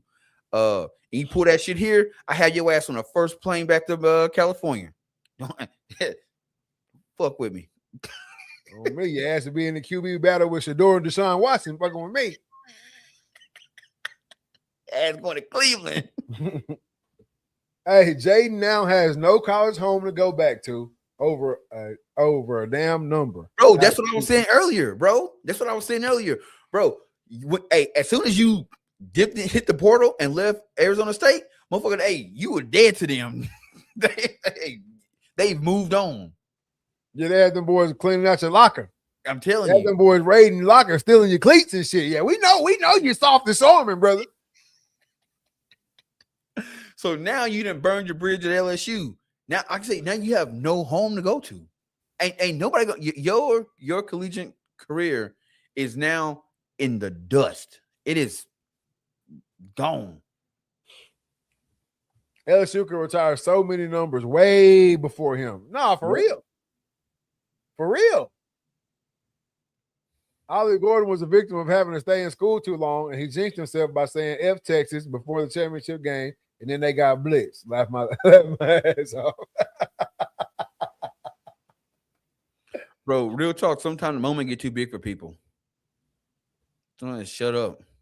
No, but then they came back. I think didn't he come back when the last year he came back? They just wasn't good, right? Yeah, they didn't have nothing. He was Heisman candidate and all that shit. Heisman hopeful, and he just shit the bed. Fumbled the ball a lot. But no, man, this Jaden Daniel thing, it's just sometimes you get too many yes men around you. He couldn't have been around us. He brought that shit. Hey man, I'm about to send a letter to LSU telling them they can't, man. They letting this motherfucker wear my number. I man, sit your ass down. Why you even care about that shit? Man, you better sit your ass, move down. You can't have yes men around you, bro. You can't. But he figured it out, man. And you better go out and ball this year, because if you go out and shit an egg, they're gonna be like, man, shit. I see why LSU didn't retire your shit. Yeah, I think it was a bad move, man. Bad advisement. When he first sat down, when he brought it up to the agent, or his mama brought it up to the agent, or whatever, agent should have shut that shit smooth down. Because like we just said, what do you think you was gonna do? Bully these folks into retiring your number, or they was gonna snatch it back from the kid? Like, come on, man, what the hell you think was gonna happen? Exactly. Shit already in motion, and them coaches ain't there no more at all. Whole new staff. It might be one person there in LSU that was there when you was in that camp. The equipment manager or some shit. They still around. Hey, they still around forever. What? Them equipment managers don't go nowhere, bro. Hey, because they like, shit, I got it good here. Nah, for real, man. But speaking of Jaden Daniels, he was a Heisman winner, man. We got a new Heisman voting system, bro. What does this mean, and how does it work? Well, have you not read up on it? I have not. Well, if you want me to be honest with you, it don't mean shit. It don't mean shit. So basically, the Heisman Trophy is launching the Heisman Hopeful platform this season. So it would allow fans to track players' data and vote for their choice for the award. Now, according to the report, the winner of the fan vote will be unveiled live on ESPN on the weekend of the conference championship game. The players ranking first, second, and third will be logged as the first official Heisman ballot. So the top 3 people will go on the official ballot. Like, you're guaranteed a spot on the ballot. All right. Yeah. And then, you'll be the fans' favorite. It has no weight on the actual award. Y'all gonna do it like the election. Okay, go ahead. Exactly. Yeah. So they actually did it last year. Texas Tech linebacker Jacob Rodriguez won last year's fan vote, followed by Nebraska's running back Emmett Johnson in second, and Indiana quarterback Fernando Mendoza, who eventually won the actual trophy. So the guy that got third in the fan vote took home the hardware. That vote don't mean shit. It don't mean nothing. It's just giving fans. It's just another way for them to get interaction on social media and shit, to pump up the Heisman. To get the Heisman shit in the algorithm and all that stuff, and to beef up the whole Heisman talk. But as far as actually having any kind of weight on who would win the Heisman, it don't mean shit. Yeah, I'm not for it because now this just gives a whole another argument basis. Let's just say there's a really likable guy who he can ball too now. And he runs off with the fan vote like it ain't even close, right? Like there ain't even a close second to this guy. Because they're gonna blast that shit all over the media, right? Oh, he's next person down from this guy was 1,000 votes, or you know what I'm saying, or 2,000 votes, 10,000 votes, whatever it is, right? And then Heisman night comes and they all sitting up there, whatever. He ends up in third. Now you're gonna have all this shit where the right guy didn't win it. He was 10,000 votes for fan votes higher than the next guy, and the next guy won it. You know what I'm saying? So now it's gonna be like another argument piece. Every time we get a Heisman winner, we already have enough of that shit going on. Yep. When somebody wins it anyway. Now we add fuel to the fire. Like, yeah, he didn't even win the fan vote. So I don't really like that. I don't really like that piece. I don't really like that part. Because think about it. If you are a Arkansas fan and there's a player from Arkansas that's on that list, you're gonna have the entire Arkansas fan base vote for him. You know what I'm saying? Like the numbers are gonna be not skewed because whatever school you from, you're gonna get 100% of their vote. There ain't gonna be nobody like, oh, he really not that guy. I'm not gonna vote. No, motherfucker. Oh, you go to Ball State? I'm voting for you. I go to Ball State. No, if I sit right next to you in class. Yeah. You know what I'm saying? It like you said, it's gonna give people another reason to argue, which is probably what they want. People to be going back and forth. It gets the Heisman name in the algorithm. It starts trending and shit on social media, and they get the interaction. I just think it eventually starts knocking the credibility of the Heisman Trophy. Ooh, yep. You know what I'm saying? Because now it's like, man, it don't really matter for real. Like they just picking who they want to pick. They just picking who they want to pick. So I think they should have left that shit alone, man. But hey, we here now. Yeah, we here now. Yep, they gonna be doing it. So it's what it is. What do you think is the point? What do you think is the point? You think the point is strictly just for the fan engagement, the fan? For the fan engagement. That's exactly what that's all it's for. It's for the fan engagement. Yeah. To make you feel like you were involved in the process and when you really not. Yeah, I'm not with it. I'm not with it for real. I'm not really liking it, man. Because don't have me be a part of the process if my vote really don't give a fuck. It don't make a fuck. It don't count. Like, so what's the point? Because what they want you to do is they want you to go in every week and vote. Every week and vote. What that does is when you get on there, you see the Heisman, Nissan, Heisman House and all that shit, and you see all them ads and shit. All they're doing is just putting ad money in their pocket. How many people did we drive to the website? How many people voted? And we collecting this ad money. That's it. That's it. That's it, man. Hey, NFL preseason. After week one, first of all, Terry says, "What y'all think about the living Heisman members having a vote?" They should. That's really. At this point, it's so many of them. They the only motherfuckers who should be voting. Turd, you just hit a touchy subject with me. Man, they should be the only ones voting. All this like these sports journalists and fucking analysts and all. No, bro, because you don't watch enough college football. You don't know enough ball. I remember last year they was talking. I forgot what show it was. But they was talking to somebody, and the person was like, no, you have a vote for the Heisman. Who are you picking? And the first words out of this woman's mouth was, I really ain't watched that much college football, so I don't know yet. I gotta go back and see, who everybody else is, talking about and stuff. You have a vote. You have a vote. That should be a requirement. Hey, check this out. We are giving you a vote for the Heisman. All right. You have to at least watch X amount of games of the top 5 people every week. You have to. Yeah, I think we came across this same situation in the MVP voting for the NBA last season, right? Um, they're not watching enough basketball. That's what we talked about with the MVP voting. These voters, or a lot of these people who have votes, they don't watch enough basketball to even be eligible to vote on this shit. And I think it's the same thing for the Heisman, man. A lot of these people, they don't watch enough football to even be eligible to be voting on this shit. You're not sitting down and breaking down game film of every single Heisman candidate. Like, even when we get to the top 5, you're not sitting down. Most of the people that have a vote are not sitting down and watching 5 full football games a weekend. Nope. Watching highlights and listening to what the people saying. That's it. Did he have his Heisman moment? That's where that shit came from. The Heisman moment. Yeah. And even too, like, if you're not watching the guy actually play football, and then let's just say something happens off the field that you don't like.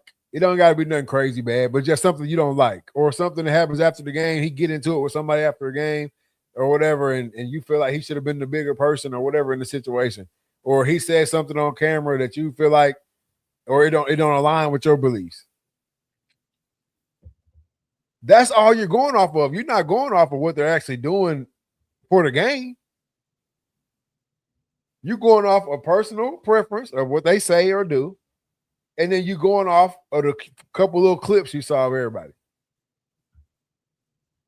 So I'm with you on that 100%. I don't think at this point there's enough Heisman Trophy winners. Hey, this is who's voting on it. Maybe throw in you a couple of prestige coaches who done retired or whatever if you want to. And then boom, that's who voted on the Heisman. Because how many living Heisman members are there? 60. That's enough. That's more than enough. There are 60 living Heisman winners. So, here you go. All right. So make this make sense. I didn't even ask for this. Fucking Google AI just gave it to me. They're listening. Voting electorate breakdown. 60 votes come from living Heisman winners. 870 votes come from media members. One collective fan makes up the total ballot. Fan vote. One collective fan vote makes up the total ballot. I know what that means. Why the hell is there 870 fuckers voting from the media?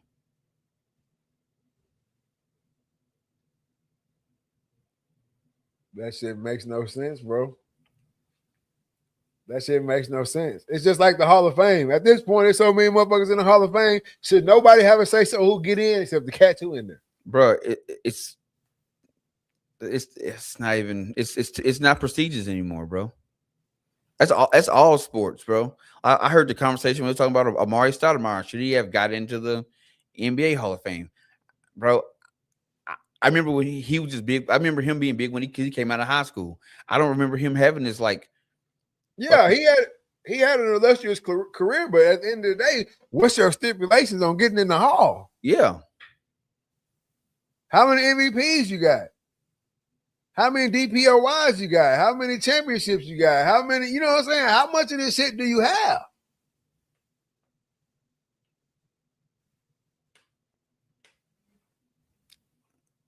You gotta have some high standards to get in the Hall. And that's why I felt what Deion said so hard was like, you got the Hall of Fame, but then you gotta have a hall inside the Hall. Because man, you can't have a motherfucker who, you know what I'm saying, it took him 40 fucking years to get in, and that motherfucker sitting there next to me.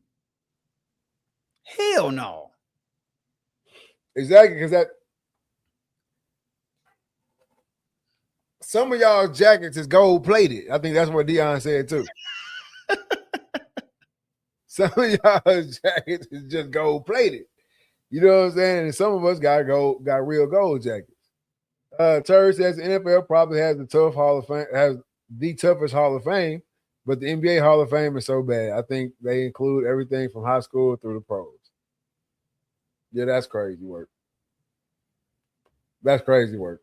But yeah, I think we're so far into all this shit that all that media voting, man, y'all can hang that up. We got enough people that can figure this shit out right here. Yep. 60 people voting on the Heisman is more than enough. 60 people voting on 3. More than enough. About 3 to 5 people. Normally is what, 5 at the final? It's 4 or 5? At the final. Huh? 4 at the final, ain't it? 4, 60 people voting on 4. All right, these are your 4 Heisman finalists. Vote. 60? All right. And you forever gonna have a good number because there's a Heisman every year. So if 1 or 2 die off, you're gonna, there's never gonna be a time where you're gonna be down to 3 Heisman fucking voters. That shit ain't never happening now. That's what I'm saying. And I think that's just a perk. That would make the Heisman even a little bit more prestigious. Because you win the Heisman, now you have a say-so that's gonna be actually a part of the say-so. You got damn near 1,000 people voting on the Heisman Trophy winner. 800 and something from the media and 60 from Heisman winners that are still living. Bro, that's damn near 1,000 people, bro. Straight up. You trying to sit here and tell me you can put your bottom dollar that 1,000 people sat down and watched enough tape to really vote on this thing. Do you want to know why the media has a vote? Why? Because the Heisman Trophy Trust designates sports journalists as the core determinants of the award under the principle that they are informed, competent, and impartial. Bullshit. It says 1, the national coverage and access; 2, preventing regional bias and institutional impartiality. If that is why they let the media let the media have votes, is bullshit. It says you get each region gets exactly 145 votes. I didn't know there was that many damn media coverages. Bro, you got people who ain't never seen these cats play voting. Yeah. With 1,000, you got people who've never watched these guys play that are voting.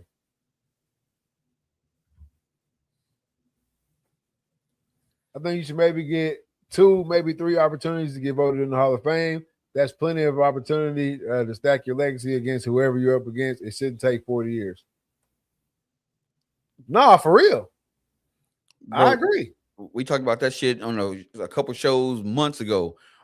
Matter of fact, we talked about it when they announced the Hall of Fame. Yeah, we were talking about Roger Craig, lame ass. Ain't no way anybody in this decade should be putting their shit up against Roger Craig to get into the Hall of Fame. Hell no, man. No. Because Roger, you had your time to shine, my boy. Beast Mode had a better career than Roger Craig. Bro, that's what I'm saying. So now that's why shit so backed up now. Cause y'all still evaluate motherfuckers who ain't played in 40 years. Bro, they stats ain't getting no better. Bro, what give me wouldn't be to catch him like he played in Super Bowl 1. Hell no. Why are we even evaluating him? Bro, we talking about Roger Craig, like the first 1,000-yard runner and receiver, right? Runner and catcher. He should have got in a long time ago if it meant that much. If it meant that much. If him being the first 1,000-yard rusher and 1,000-yard catcher out the backfield, if that shit held that much weight, why it take till now? Ain't a motherfucker play with Jerry Rice and shit. Because now you got Christian McCaffrey saying, "Well, shit, I'm a sure him for the Hall of Fame." Yeah, but that's like even then, like that's like Christian McCaffrey getting in when our kids is fucking grown. Yeah, our kids sitting at 35 and they talking about Christian McCaffrey. Look at what he used to do back in 2015. It's fucking 2047.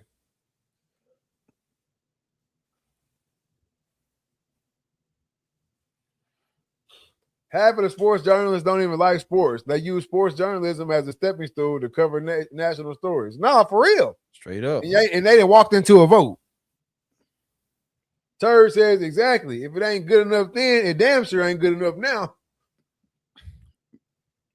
But it's too much common sense, bro. Motherfucker been dead 30 years. His great grandson accepting his Hall of Fame his Hall of Fame bust. Like, bro, nah, bro. Hell no. And y'all got the shit backed up, man. This shit like a damn subway. Y'all got the shit backed up so much cats that really deserve to get in, not gonna even get in for real. Nope.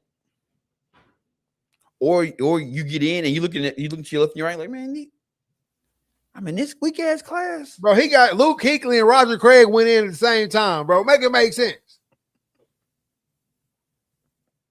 You got Luke Kuechly, Larry Fitz, and Roger Craig. Drew Come Brees. on, fam. Drew Brees. And Drew Brees.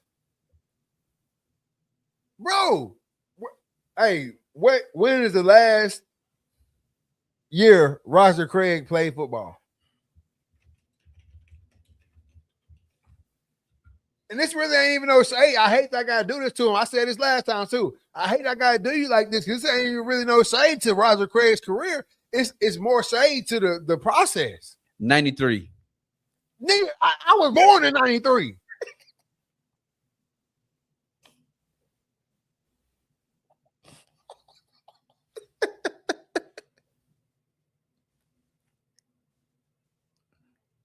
'93 played for the Minnesota Vikings.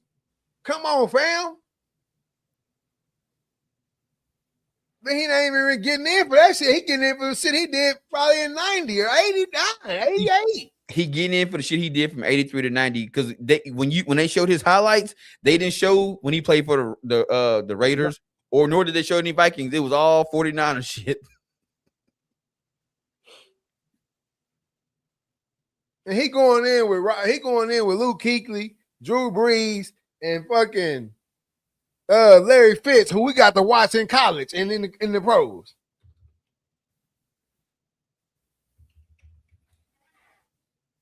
See, Larry Fitzgerald was born in 83. Larry Fitzgerald was born when Roger Craig was a rookie. And they going to the Hall of Fame at the same time. They just trying to keep the balance between black and white. Bro, it makes zero sense, man. It makes no sense. Then you got Bill Belichick who can't get in because you putting in Roger Craig. Eli Manning. Eli ain't in there. No, I'm saying he should be. Oh yeah, but that's what I'm saying. He gonna have to. Shit, it's gonna be some cats that's in college right now. That's going up against Eli. Yep. Of course they're gonna put Eli in.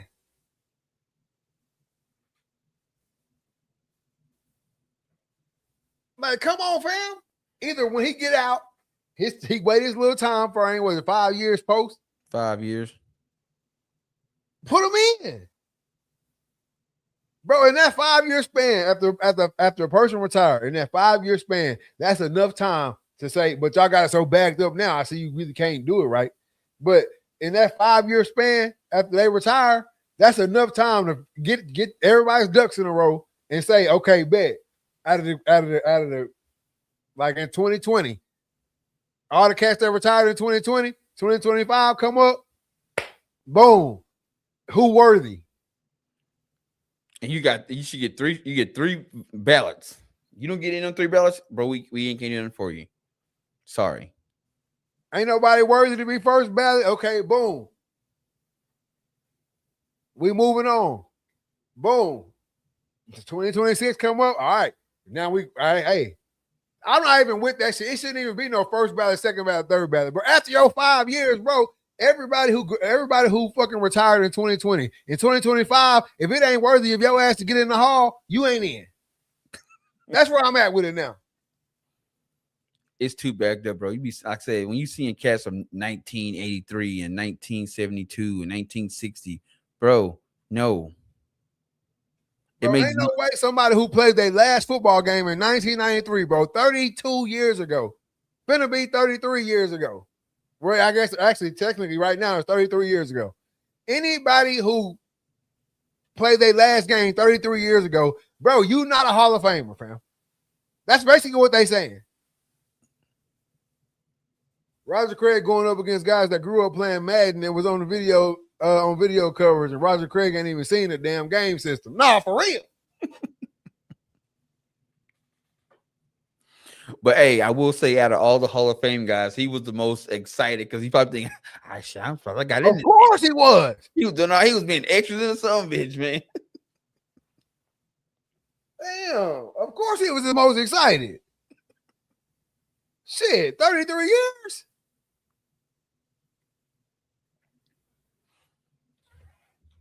I'm finally getting in, baby. Like, come on with that bullshit, man.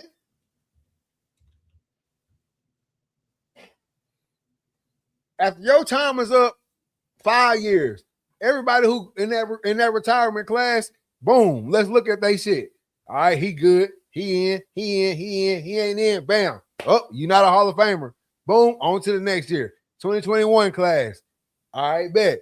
Who all worthy in that 2021 retirement class? Oh, nobody. Hey, we ain't got no Hall of Famers this year, y'all. Watch the game. Everybody happy. They played at the Hall of Fame. Hell, we rejoice about the motherfuckers who was in there last year. That's it. Bro, you can't. I'm looking at Roger Craig's, typed his name in on Google. Bro, it took me to get to the second page before I found him in a Raiders jersey. Hey, Drew Pearson was pissed he didn't get in for a long time. They finally put him in a few years ago. Yeah, Drew Pearson on there crying and shit. And what's fucked up about it, Drew Pearson, they had the cameras on his ass at home, like as if the cameras at the house, as if they coming to announce that he getting in, and they're like, nobody knock on the door.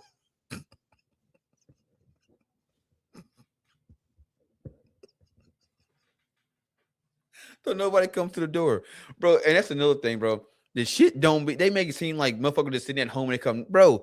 The dude is mic'd up. He knows something. He knows something is happening. Or they might tell him that. Oh, we're gonna do like an interview or some shit. Maybe, I don't know. But it just, man, they know. It's a whole process. It's a whole process, bro. You go through hundreds. They tell you, oh, you in the 100, you in the top 100 for this year. All right, boom. When they make their cuts or whatever. Oh, hey, you in the top 50 now for the Hall of Fame this year. Okay, boom. They make their cuts. Hey, you in the top 25. Make their cuts. Hey, you in the top 10 now. Make their cuts. Hey, you in the top 5. So now you know you in. You in.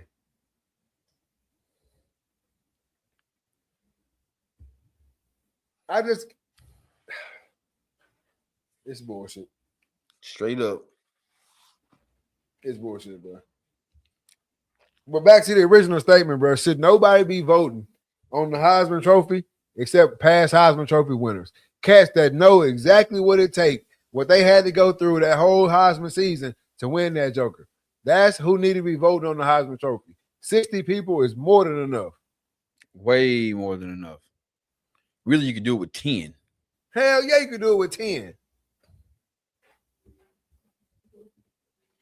Or 11. You want odd numbers to. That's why I said throw the coach in there. You got 60 living members.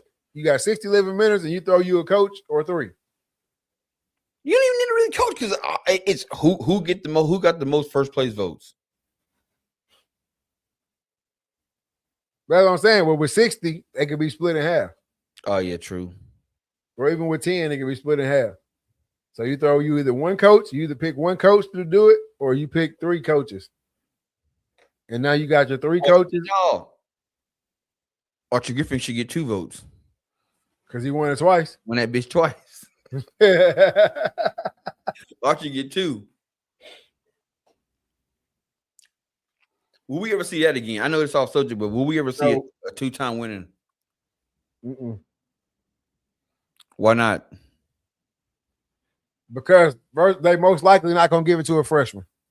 Okay. So that knocks down the chances drastically.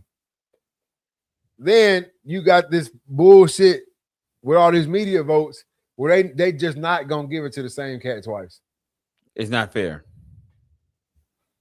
They damn near try to give it to a junior that ain't coming back anyway. That's damn near what they try to do every single time. A junior or a senior that they know ain't coming back. But they definitely not going two for two. Like if let's just say Malachi Tony would have won the Heisman last year, he damn near wouldn't even be in the running for that shit this year. No, he had to do some extraordinary shit. No, yeah. See, in my mind, I would think, yeah, we could definitely see one. But now you break it down like that, I don't think you could, we would see it because it's not fair. He already won it, since he already got the hype and the glory from winning the one. Why we give it to him twice, even though the stats say he should win it twice? Yeah, they ain't going for that. The media votes ain't going for that shit. If there even was a chance, the media votes wouldn't do it.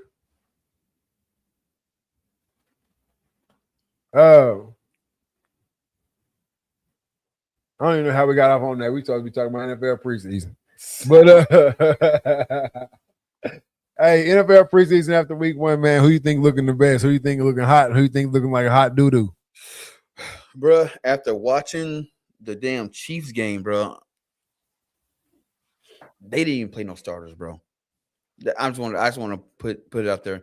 They didn't play no starters, and the backups they had looked damn seasoned, man. That Emmett, what's his name? Emmett. Emmett Johnson from Nebraska, bruh. How he fell so far in the draft, I don't know.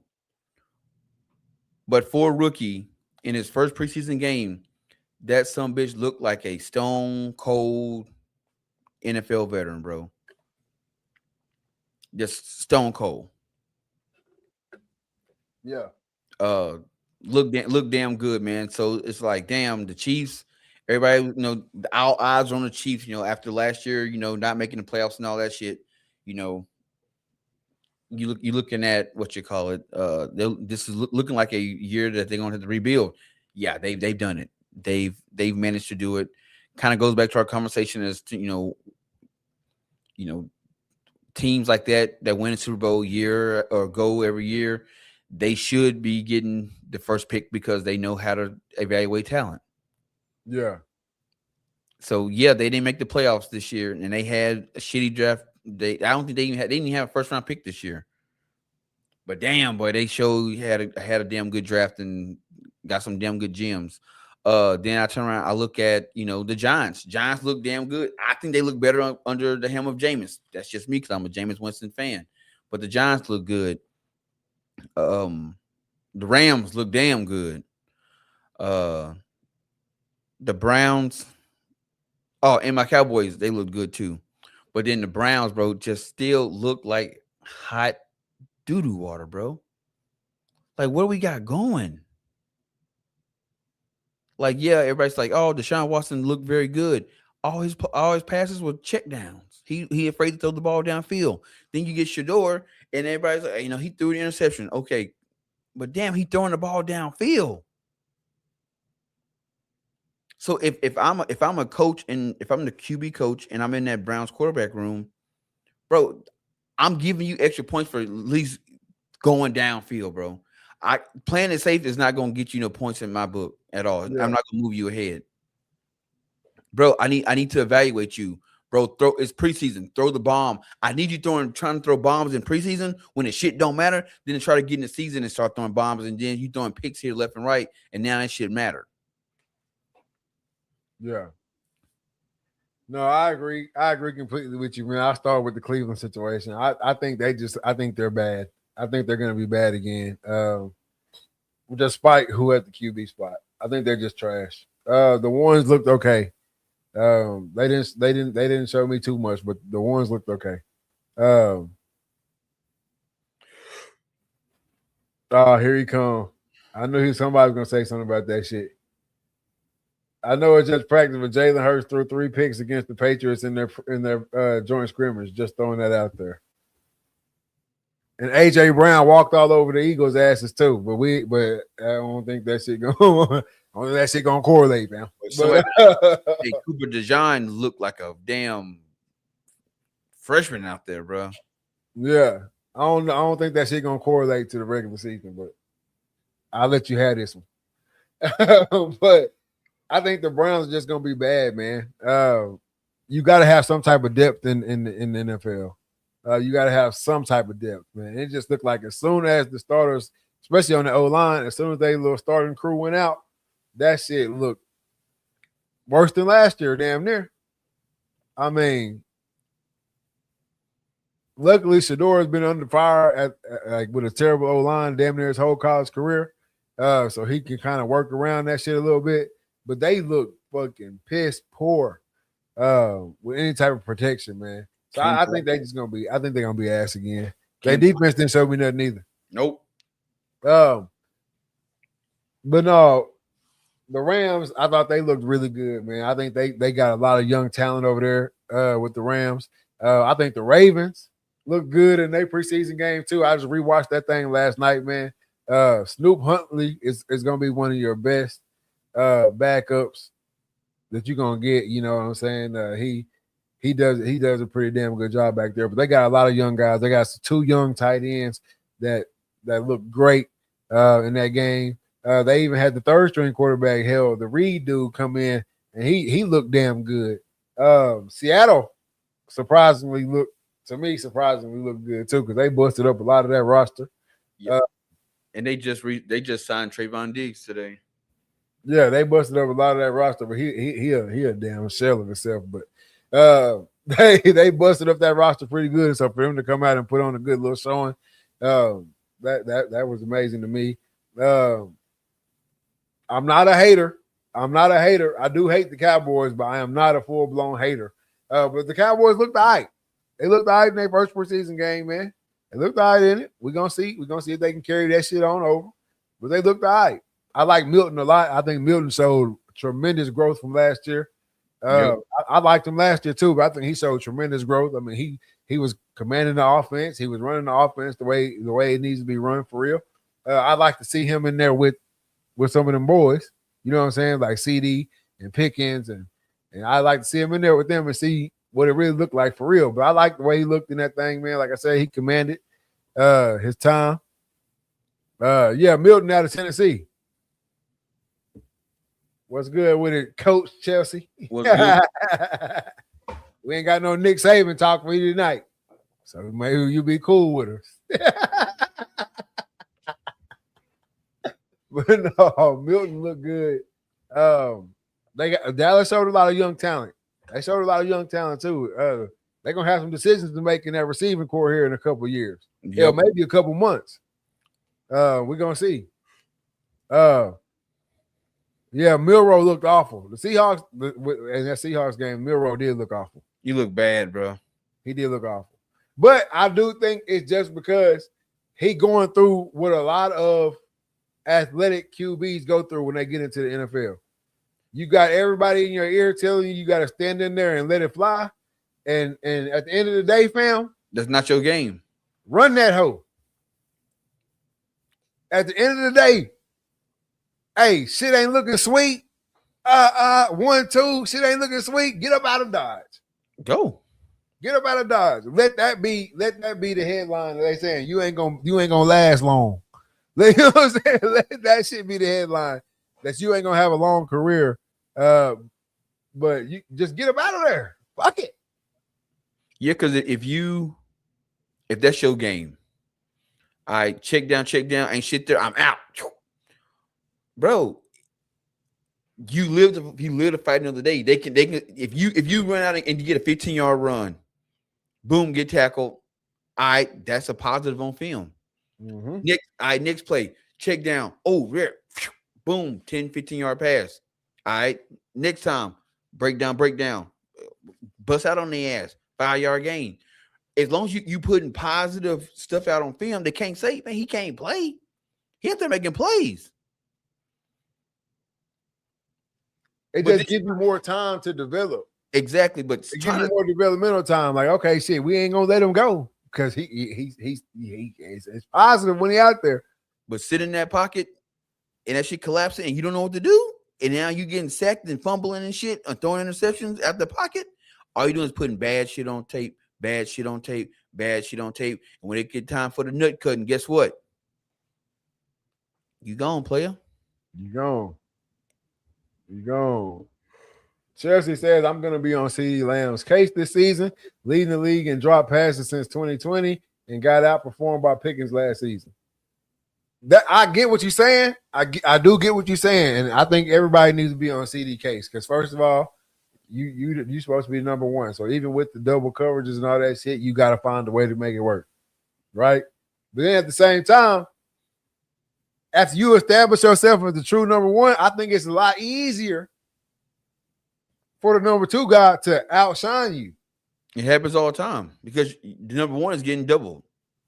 You're getting double, like they scheming to stop you for real, and whatever he can get, whatever you can get, you got to get. I mean, he gonna get most of the good shit.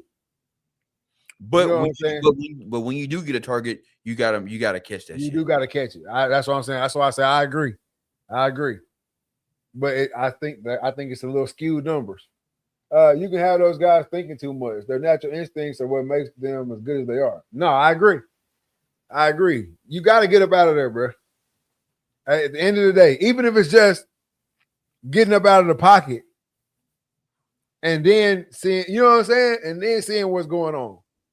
Buying yourself a little extra time. But that just trying to stand in there, especially when your O-line ain't, you know what I'm saying? That shit's a bad look because now you sacked 3-4 times. That shit looks terrible. Chelsea says only 3 TDs while Pickens had 9. People like to make excuses. He missed games. I'm like, he missed 3 early. You mean he couldn't improve the other 14 games? No, I just think at the end of the day, first of all, I don't want this to make it look like I'm taking anything away from Pickens because Pickens is a monster. Let's be 100% honest. He's got better hands than CD. As far as much as CD is shown, he's got better hands, but he's also got more of the acrobatic shit than CD. Way more of the acrobatic shit. Lamb had 8 drops last season, while Pickens had like 3 or 4. Yeah, that's what I'm saying. Pickens got better hands. He's the more acrobatic guy, but at the same time, they locked in on CD. We're gonna see this year with Pickens though, because a lot of teams might do the opposite. Yeah, now we got to cue in on Pickens. Because Pickens, we got to remember Pickens was number one over. He was the number one receiver over in Pittsburgh. Yeah. So it ain't like slouch. So when I hate when people say, "Oh, Pickens over Lamb," hey, Pickens ain't no slouch. Oh, he ain't no slouch. He gonna be up out of Dallas too. And let's get this straight. If you go back and look at CeeDee Lamb when he was at Oklahoma, it wasn't like he was doing, like you said, he wasn't doing no crazy acrobatical type shit. A lot of his big plays were post routes and blowing that bitch off the top. Yeah. So it wasn't like he was running across the middle and a bunch of screens and shit. No, I think him and Pickens, like, as far as like their receiver level, as far as route running and all that shit, I think they right on top of each other. Yeah. They right on top of each other. Pickens just gets the edge because he got, like I said, the acrobatic shit. He'll go up and snag that bitch 2-3 people. You know what I'm saying? He'll go up and snag that shit. No, he's talking about Pittsburgh Steelers. He ain't talking about University of Pittsburgh. Yeah, I'm talking about when he was with the Steelers. Dak MVP season inbound. I believe it when he's holding that hoe. This is what you don't want to do. They're not getting rid of Lamb. You know what? You see what's on his chest and on his back? He ain't going nowhere. You see what you see all them circles on his chest and on his back. he ain't going nowhere. He ain't going nowhere, man. He in the club. 88. I'm gonna tell you, man. This is when I knew Pickens was a damn force to be reckoned with, bro. You finna pull up that draft day shit.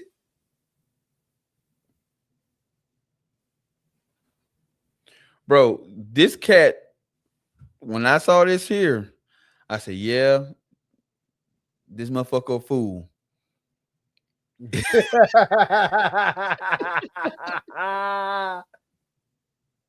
Check him out, bro, and the safety and all. Bro, looking like he ain't even prepared for draft day.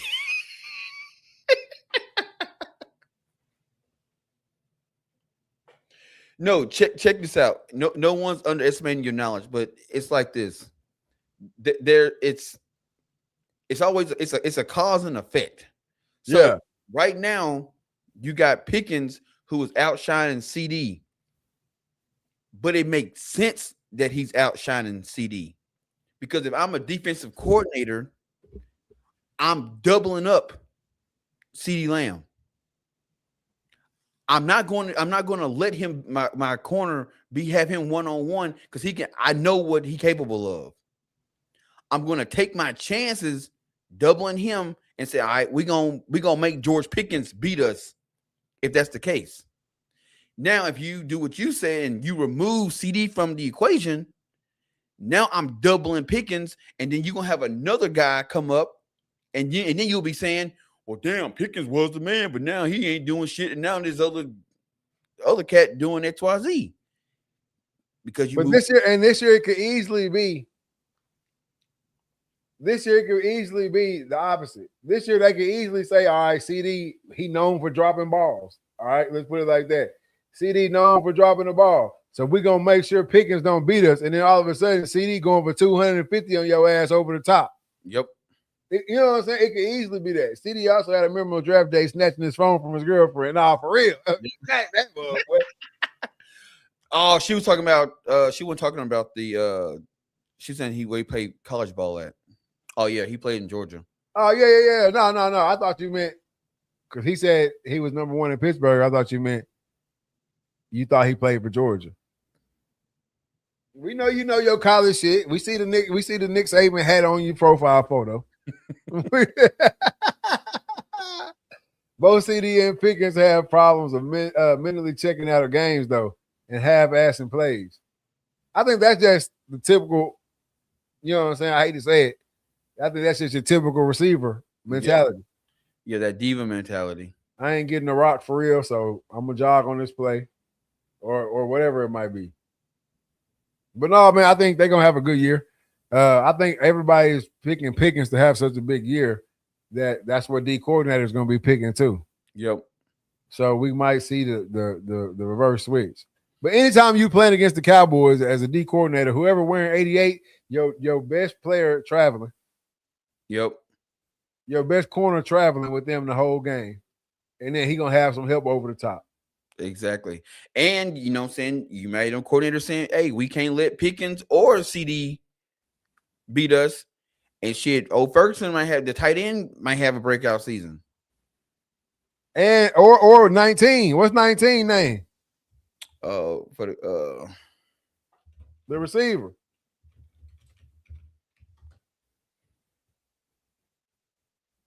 Oh shit, I can't think of his name. Hey, because we've seen that before. Ryan Flournoy. Yeah. Yeah. Hell, he could have the best year. He might, you know what I'm saying? He could walk around and have the best year out of all of them. We've seen it before with was it Coleman or something like that when Dez was around? Was it Miles Austin? It was Miles Austin. Hell yeah, Miles Austin fucked around and had over 4,400 yards and 34 touchdowns, and he was just flying under the radar. That's what I'm saying. Then you had Beasley was eating off Dez. You know what I'm saying? Like you can, if you got a number one guy for real, especially wearing that 88, Terrence Williams.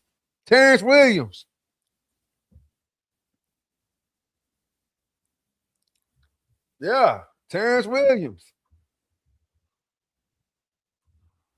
Because you had Austin and Dez. Was it Austin and Dez? And then you had Terrence Williams as the number 3? Yeah. Replace Lance with Pickens, keep Flournoy if Lamb don't perform. But the thing about it is Lamb ain't going nowhere until he ready to go. Yeah, that contract is ironclad.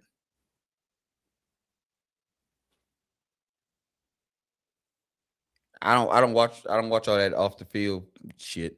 I know y'all see Lamb doing the most with the B net. Nope, didn't see it. But yeah, man, I like they put on a good show.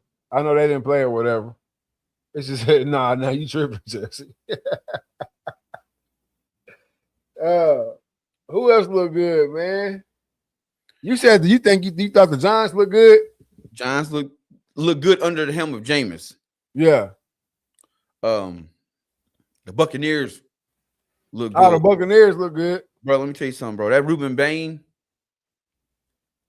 bro, the NFL ain't ready for him, bro. Because he ain't buying into that lifestyle. I sent you that picture today. Motherfuckers is out the field by itself. Practice been over with. He eats, sleep, and breathes Buccaneers football at this point. I was reading they said, man, they had to make him leave the facility. Yeah, he a monster. I mean, he was a monster in college. We were talking about and before we did our little pre-draft thing. You know, we talked about Bain. The Buccaneers always end up getting their hand on a nasty ass D lineman. Yep.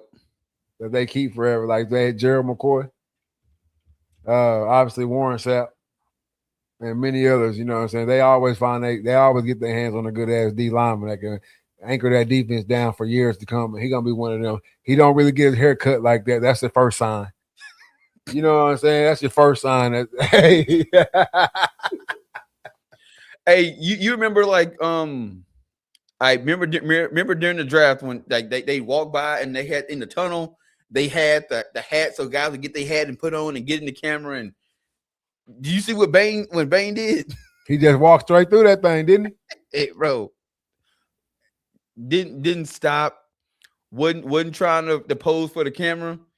Hey, cat just give me that shit. Give me that shit. I ain't here. I ain't here for the glitz and the glamour, bro. Walked up to Gradell, man. Gave him the brother, man. Whispered in his ear. I'm in his motherfucker. I'm in this motherfucker, man. All I need to do is get in, baby. Y'all gonna give y'all boys hell for the next 10. Bain is about to be a dog. You can tell by his lack of haircut, and all he cares about is ball. Nah, for real.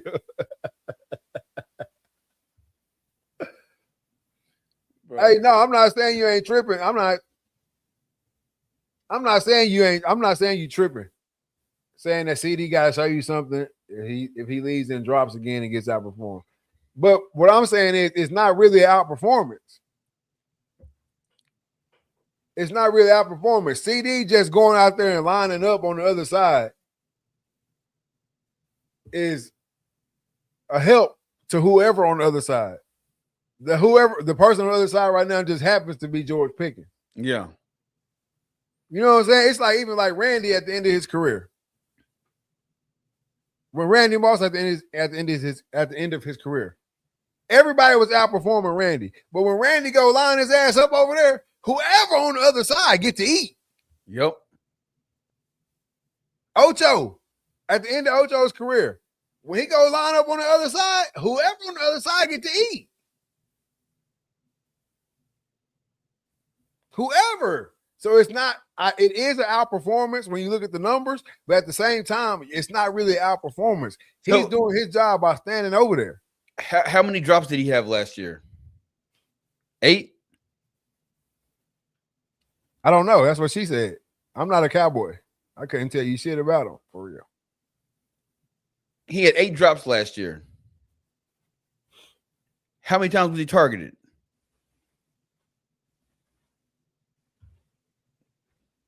How many times was he targeted? 117 times. She said 141. That's even worse. ESPN says in 2025 he had 117 targets and 75 receptions.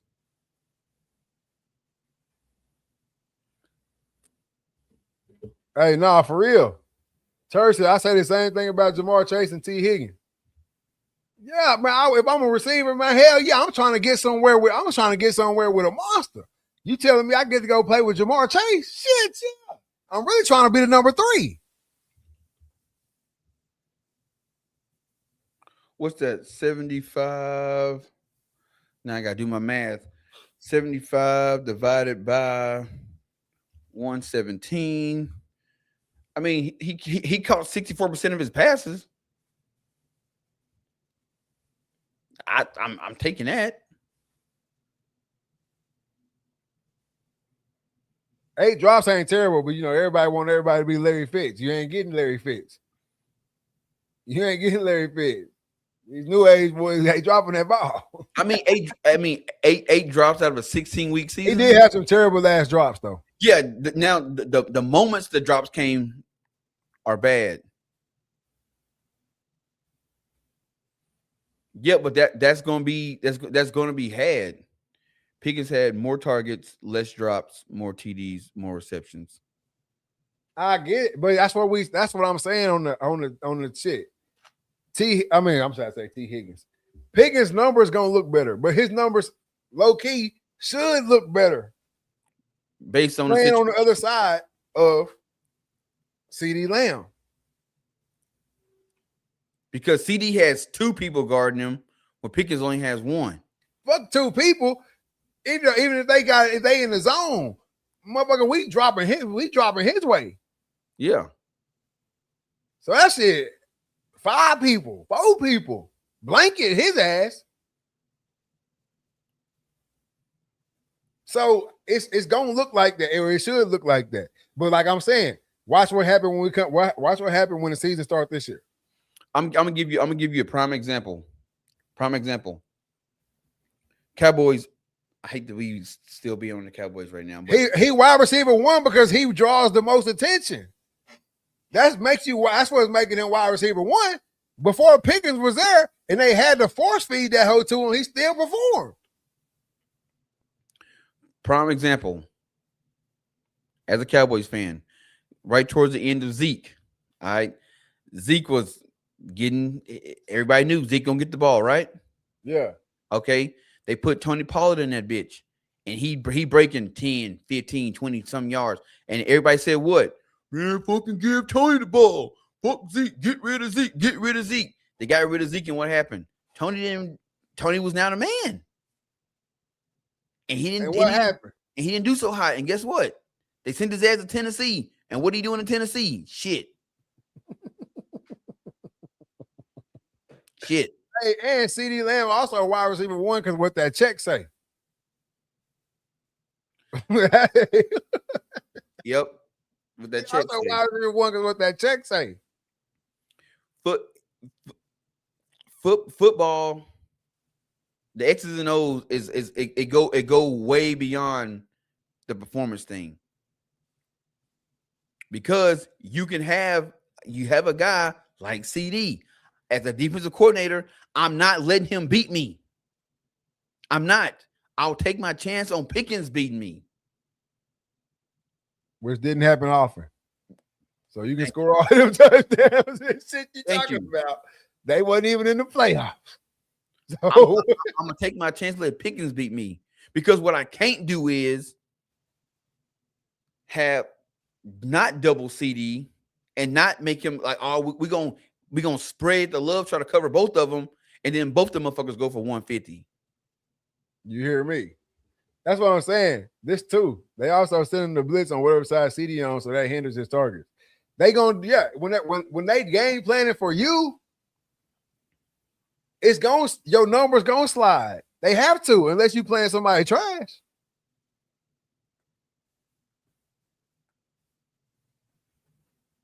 Yeah, he had more targets because I got to go on that side. If they blitzing from this side, I got to get that bitch out quick to pick right here. Boom. I got to get it to him. He's my check down. That when you see receiver 1, 2, and 3, that shit, that's not just where they are on the depth chart. That's also the check down.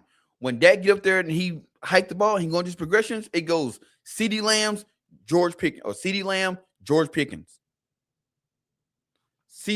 They blitz. Oh hell no! Dak coming up there to the line and looking at it, he's supposed to be come up there to the line and he see what defense and what coverage they in.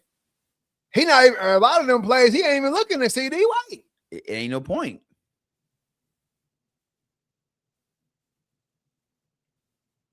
Unless it's one of them situations where it's like, hey, get CD the ball. And last year, that was the times where he had them crucial drops. Yeah, well, he come up there or whatever, and they got somebody pressed up on CD. CD getting that hoe. Yep. Every time. That's why he's wide receiver 1. And then on top of that, what that check say is going to make him wide receiver 1. You throw it where the defense is not. That's the, hey, that's what he say right here, Chelsea. Why would you throw it more to the most covered side that the blitz might be coming from also? Laugh out loud. Yeah, you throw it where the ball is not. You don't throw it to where they're going to be. Just a quick way to get your ass shipped up out of there. But, hey, that's why A.J. Brown was wide receiver 1. You see, he was crying and shit all last season. Because Jalen walking up there, well, shit, can't look that way. Can't go that way. No. And that's usually why most receivers, they have one crazy breakout year. And then after that, once they get that the dude, that shit is fucking it's now his performance is based on when they do throw it to him, that motherfucker do something with it. Yeah. It's kind of like Justin Jefferson, right? Justin Jefferson, he ain't really had no crazy number 2. So force feed. I don't give a damn if it's 2 people on you. And that's why you get to see him go up, catch that hoe on people and all that or whatever. Same thing with Megatron. Megatron ain't never really have just no number 2 for real. So at the end of the day, Matt Stafford know, hey, that motherfucker down there somewhere. And you get to see him. Mike Evans, same way. We led to what? Him retiring at fucking 34, 33 years old. Pickens to me needs to be wide receiver 1. The elite vertical explosive, exceptional contest, catching ability, and outperforming Lamb. Yeah, but if you made him 1, all that's gonna happen is now everybody gonna move on to his side. So then you'll be arguing next season. CeeDee Lamb outperformed Pickens. Portnoy is supposed to be the number 1. You're gonna keep switching your number 1 every season.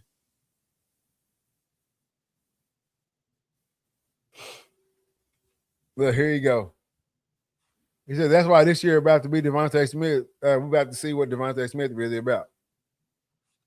Yeah, you're gonna have to turn it up. You're gonna turn it up a notch, Devontae. Hey, hell no. Hey, artistically, hell no. That's what it boils down to at the check. That's what Brown's dealing with, the QB drama. Ocho just talked about this. Rarely you see a player who just got paid get kicked to the curb. CD not getting kicked to the curb because his value ain't going nowhere. When they stop covering CD for real, that's when he gonna go. As long as he drawing double teams and max coverages and blitz, we gonna make it hard to get on the ball. When they start making it easy to get his ass the ball, that's when they gonna get his ass up out of Dallas. Yep. As long as defenses are focused on making it hard for him to get the ball, his value still holds the same. I mean, and then, like, but why do he do his picture like that? He look light skinned. But check this shit out. Pickens had all that in Pittsburgh as the number 1 and never had a crazy year. All right, check this out. So let's just look at CD's stats, and it kind of you'll see he's consistent.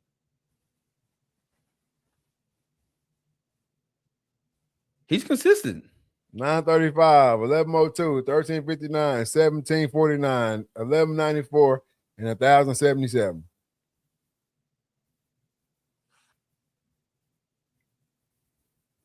I mean, I don't really know what you want. You know what I'm saying? I don't really know what you want him to do. He had 1 year in 2023 where he blew off the touchdowns, but his touchdowns, last year was. That's where he got that check. 3 touchdowns is kind of That's where he got that check at. And he only played 14 games. But again, he's being targeted. He's being covered more. It makes sense. He had 8 drops. That's not that bad. If you look at his catch, he had 75 catches. If George Pickens did not go to Dallas, nobody would be saying nothing about CD's season last year. Nope. That's all it is to it. It's the new shiny toy effect. It's the new shiny toy effect, bro. That's all there is to it. Y'all got a new shiny toy to play with over there in Dallas. And now it's like, oh, man, maybe this CD toy ain't that damn cool. Yeah, we can agree to disagree, just two different views of the game. I guess so. Yeah. But, I mean, you got Gary, look at the game. Like, you can't say you're QB1. This the new age. Hey, Coach Chelsea is part of the new age analytic reporting. That's what this is showing us right now. It's the new age analytic reporting. We don't really watch. We ain't got to really watch what's going on for real. At the end of the season, we're going to put everybody's numbers on the screen, and then we're going to say, oh, shit, George Pickens outperformed CeeDee Lamb. Now he's the new best receiver in Dallas. Instead of looking at the game and saying, damn, double coverage, damn, blanket coverage, damn, when CeeDee Lamb really running decoy routes in the red zone. Yeah. You see what I'm saying? He only had 3 touchdowns. He running decoy routes in the red zone. Pickens, them red zone plays is going to you. You are a guy in the red zone right now. Yeah. So, of course, you got more touchdowns. What they red zone targets talking about? Because I remember when Julio was in Atlanta. Y'all remember when Julio was in Atlanta? Yeah. Everybody's like, damn, why Julio ain't scoring no touchdowns? Because we got to run that stupid-ass fade to the corner, and y'all running 3 people over there, and we throwing that bitch to the tight end. Look at me saying we. I ain't no Atlanta fan. We. The analytics was got you spinning right now. She said, I do love analytics, but I also obviously watched his performance as well. If you watch his performance, then you see what's going on. How many targets, how many of them drops was red zone drops?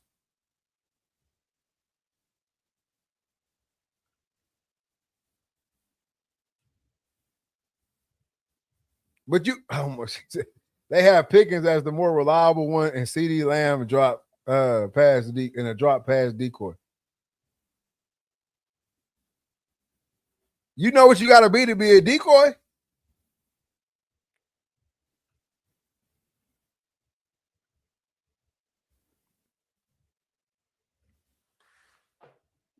I mean, they ain't too far off. No, they ain't too far off. Hey, give me the red zone. Give me red zone targets and all that shit. All right. But keep going. To be a decoy, you gotta be a number 1 for real. Ain't nobody chasing off the number 2.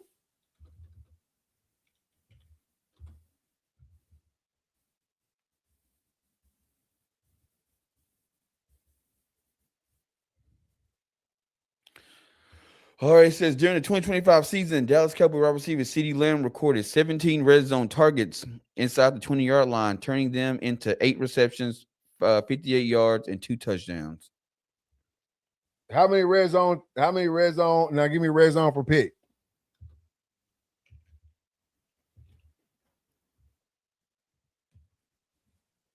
Says George Pickens had 21 red zone targets with 10 receptions, 4 touchdowns inside the 20-yard line.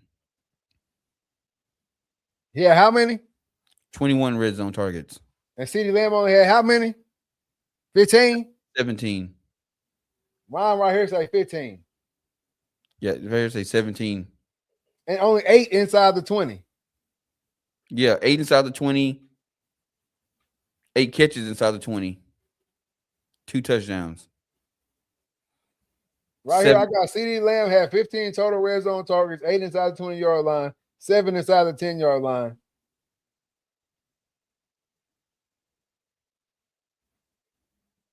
And Pickens had 21. Mm-hmm. That's all I'm saying. That's the analytics you got to look at. Break that shit down to the bare bones and see what's really going on. We going at pick in this red zone.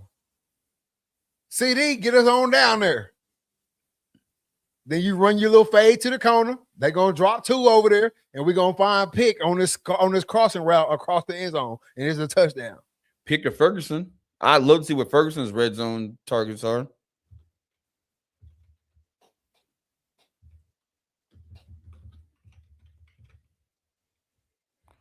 What's his name? Jake Ferguson?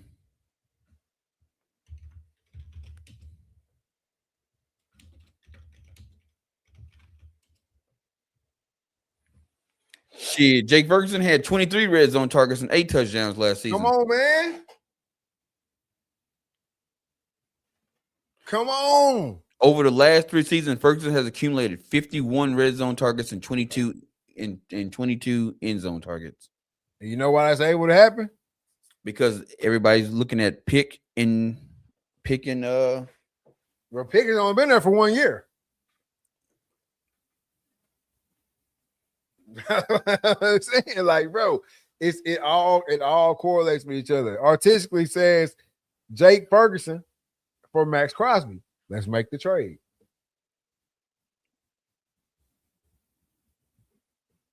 That's why Shannon Sharp and them say less about the X's and O's and more about the Jims and Joes. Nah, for real.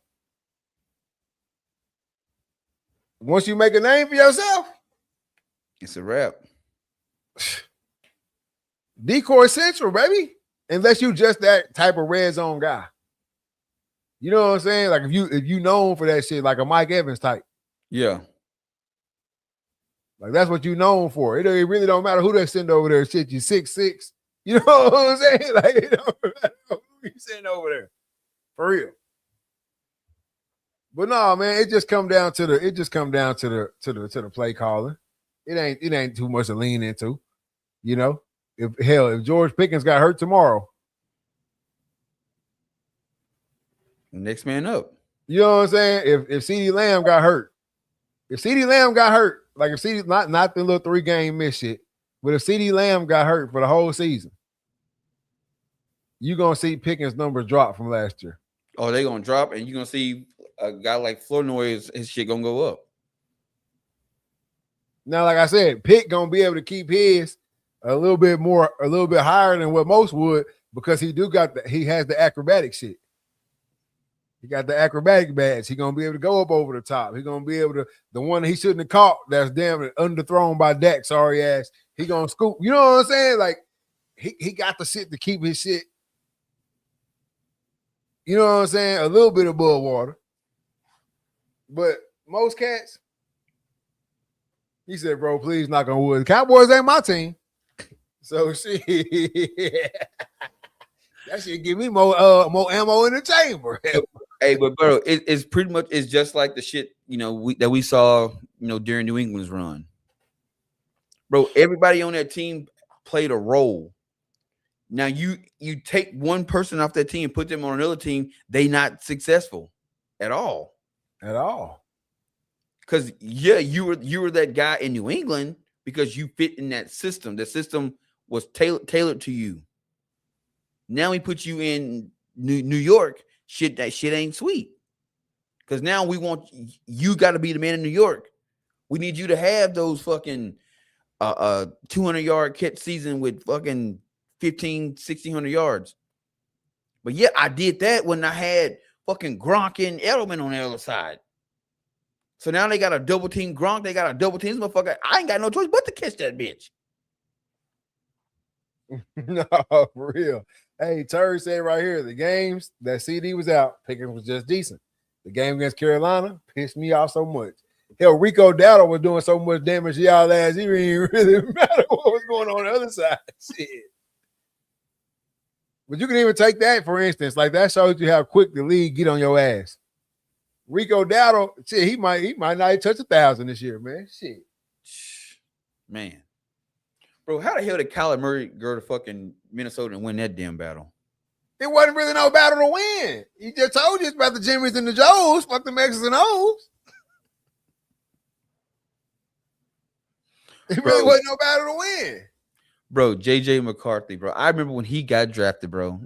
All the Minnesota fans up in South Dakota just knew we have arrived. We got the national championship quarterback. Minnesota, man, he's a missing piece. I said, bro, he not that guy. I said all college quarterbacks look like that guy because of the shit they got around him. Look what he had around him. Shit, got the Minnesota ain't did shit yet. He just sitting there collecting the paycheck.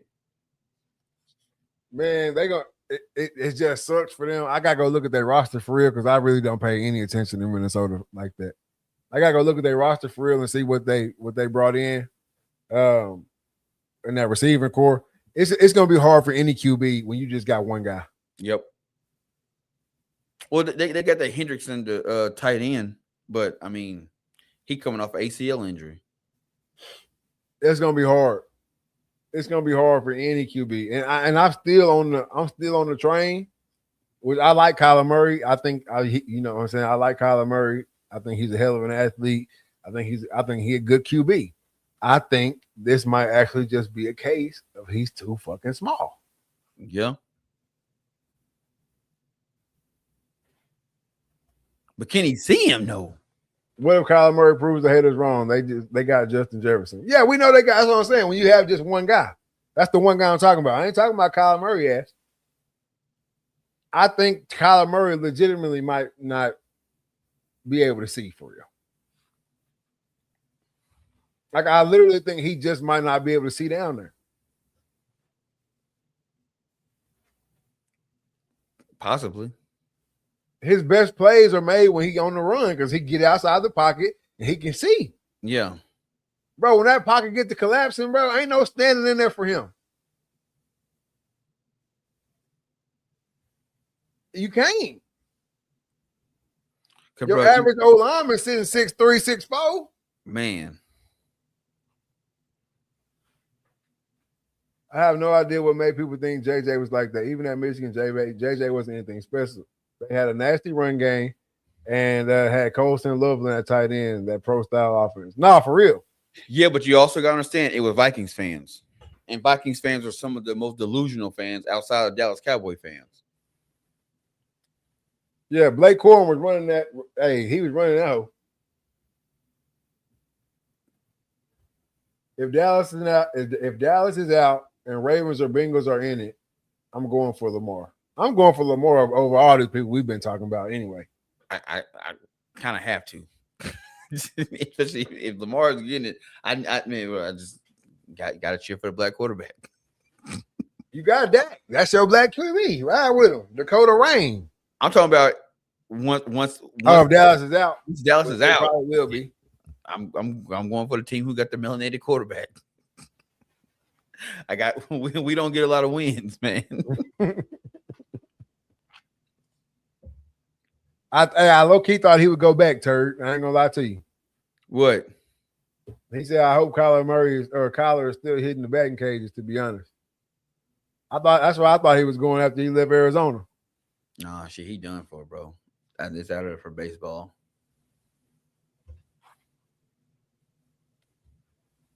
Terry Ferguson, I think you were on the mobile version of the stream because I was the only one on the regular stream. That was a good little shit last week, man. I ain't gonna lie to y'all boys, but hey, y'all got that one wrong, man. Ain't no way in hell y'all got Dak over Jalen. I want it bad for Lamar after he said and drafted Deion Sanders, they gonna get a Super Bowl out of me. Believe that. No, I want one for Lamar too, man. I think it'll really solidify his shit. You know what I'm saying? It'll literally solidify his shit. Y'all had one, bro. Sanchez, you remember that shit? The butt fumble.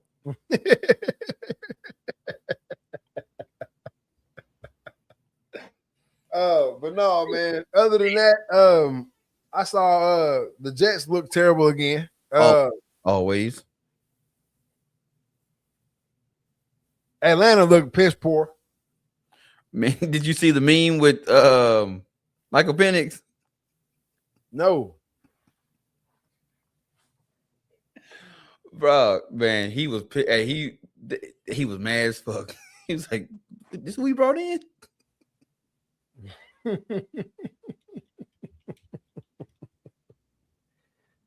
Atlanta looked terrible, man. Hey, that's a curse on them boys for that bullshit they pulled, man.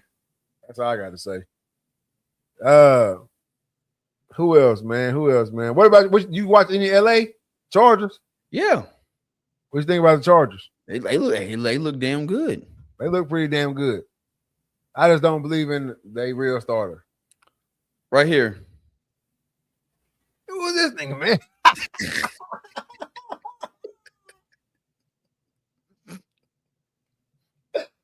Are you?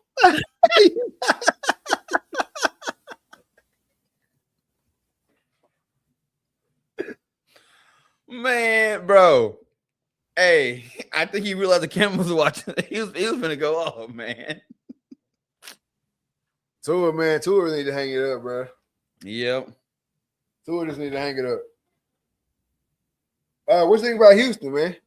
I haven't watched Houston. I watched Houston, man. I think O'Meals might be damn near better than CJ. Oh, for real? Possibly. CJ just, after seeing that shit at the end of the year last year, bro, their defense is good enough that you could ride to a championship, but you just give that shit away. Yeah. Them turnovers is killing you, bro. I mean, we've seen it. We've seen mediocre quarterbacks win a Super Bowl. I mean, hell, we watched a mediocre quarterback win a Super Bowl this year. Yeah. I mean, I always refer to him, reference to him, Brad Johnson. But Brad Johnson was fucking garbage in Tampa. He was like 40, 50 years old when they won. The motherfucker still had the one bar. The one bar mask. That boy Terry said, I live in Houston and everyone has turned on Stroud. And I remember watching Mills last year when Stroud was out, right? And I remember being like, damn, he's looking kind of good. But it always looks like that when most of the time when the backup come in, as long as they ain't slaw. Yeah. They slaw buckets, ain't nothing they can do. But if they got any little bit of talent, it always looks like the backup running this shit a little bit smoother than the starter. Tua turn the ball over. Tua turn the ball over, baby. Tua head messed up, man. Y'all gotta leave Tua alone, man. Tua head messed up. Hey, Brad Johnson was a journeyman with a Super Bowl. He was. Bro, who are some of the greatest journeymen of all time in the NFL? Like a motherfucker, every time you look around, he had a job. Shit, it's a few, bro. Let me, that's a hard spot question. There's a few of them, bro. Nick Foles, that's a good one.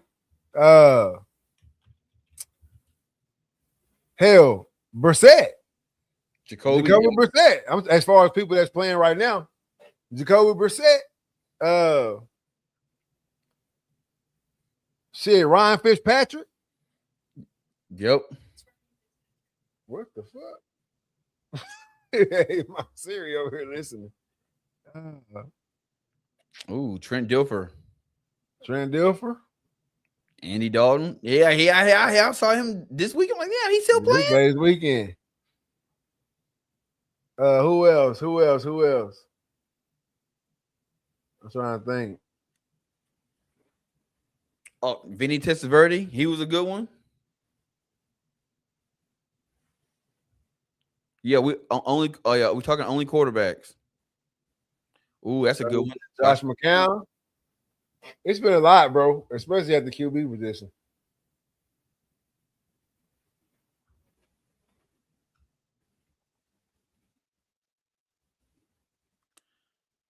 See, NFL's top favorite journeyman.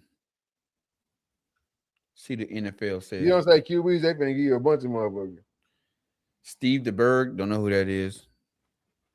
Damn, Steve DeBerg played for Dallas, San Francisco, Denver, Tampa. The Mount Rushmore of journeyman. Ron Fitz, Josh McCown, Vinny Testaverde. Oh, damn, Josh Johnson. Nick Foles, Rich Gannon, Kurt Warner, Earl Morrell. Damn, they got Geno Smith on here as a high value modern journeyman. Jeff Blake, Jacoby Brissett, Tyrod Taylor.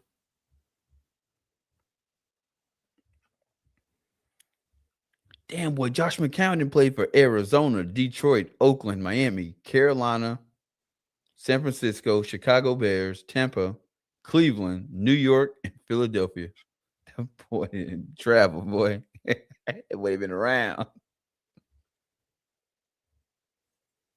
They got Cal Orton on this list. Jeff Garcia.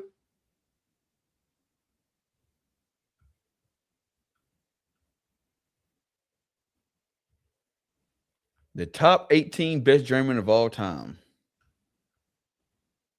Josh Johnson.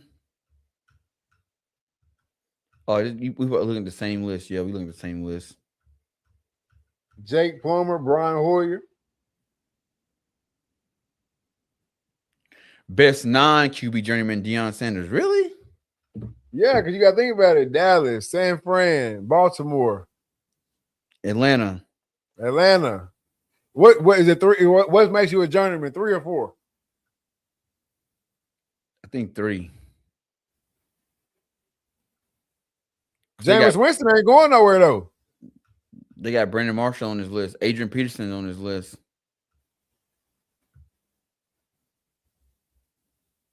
Will Randy be considered a journeyman? No, 5 teams make you a journeyman. 5 make you a journeyman.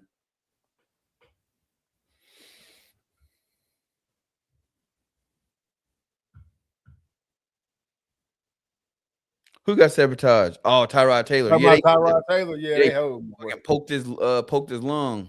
Mm-hmm. Got paid too. 5 teams make you a journeyman. What 5 teams the AP play for?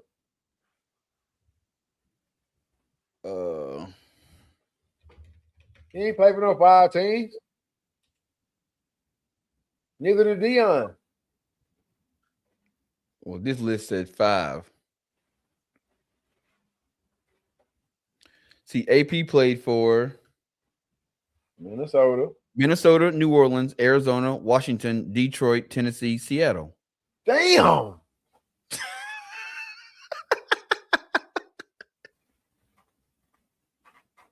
I missed some of them. I did too. I missed the Tennessee AP. I don't remember that. I don't remember Seattle AP at all. I remember Seattle AP. I do not remember Tennessee AP. What years was AP in Seattle? 21. Just in 21? Yep. I do not remember that shit, boy.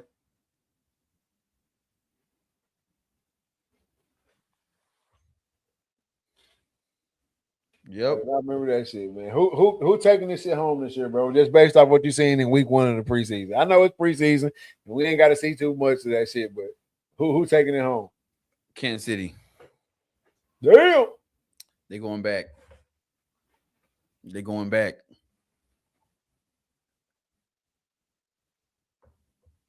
Yep. I don't know, bro. I seen a guy with a Seattle AP jersey and instantly got mad. Bro, there's these fans out there, bro, that they got some of the obscure, like when a motherfucker go to a team that they don't like. I remember seeing somebody when I was in Dallas, not 2 years ago for Halloween. Motherfucker walk around in a Arizona Cardinal Emmitt Smith jersey. Like, bro, you don't wear that shit. you don't wear the Cardinals Emmitt Smith jersey. Like, come on. Hey, y'all better pray. Y'all better pray before y'all lay down in bed tonight. That Philly don't win shit this season. I'm gonna tell you that now. Y'all better pray that Philly don't win Nathan this season, boy. Daniel. I'm gonna be on y'all top, so I'm gonna be on y'all ass on a bad boy. I'm trying to tell you. Jalen fuck around and be MVP, I'm really gonna be on y'all ass.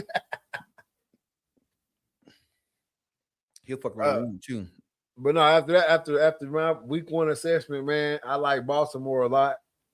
I liked them a lot last year too, and that shit the bed. So, I like Baltimore a lot after that one, bro. I like the Rams. I like the Rams. Oh, we didn't even talk about y'all's newest addition. Von Miller. I thought he was gonna be in the Rams too. I wish he would have. Yeah, shit. Yeah, Von. I think this is Von's last ride, bro. Maybe he become a third down assassin. He might ride out 3 more years.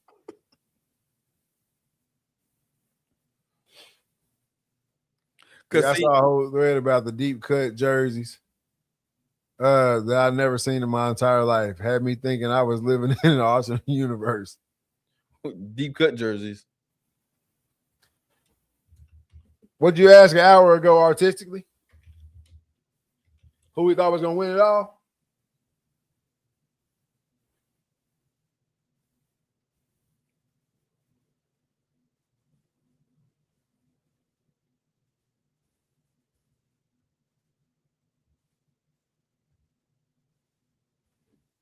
Oh, about Von Miller. I ain't see that.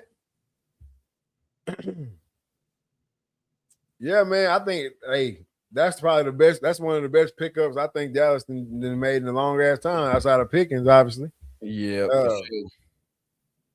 Bro, just to know, just like we was talking about with the CeeDee Lamb shit. On third down, you see that number 40. If he get it, I say he trying to get it up off Buddy right now. If you're on third down, y'all, the offensive coordinator see that 40 trotting out there. Whoever on the other side, this your time to shine. Yep. This is your time to shine, bro. Because if he come out there the first game and he get two, 3 pressures early, maybe even a sack, every third down, they looking which side Von on. That's where we slide in protection towards Von Miller. Running back, he yours. You know what I'm saying? Like that type of shit. Yep. Von Miller going to have a better impact at 37 than Taco Charleston ever had in Dallas.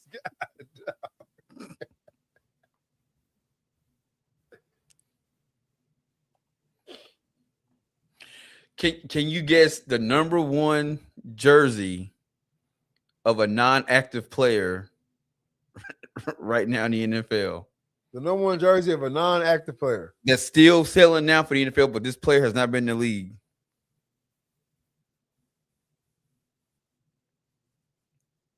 What team is it? Give me something. New Orleans. Ain't no way. Is it Drew Brees or is you going to say some shit we talked about a long time ago? We talked about it a long time ago. Darren Brooks. Thomas. Deuce McAllister. Deuce McAllister. Damn it, boy. The number 1 selling jersey of non-active players.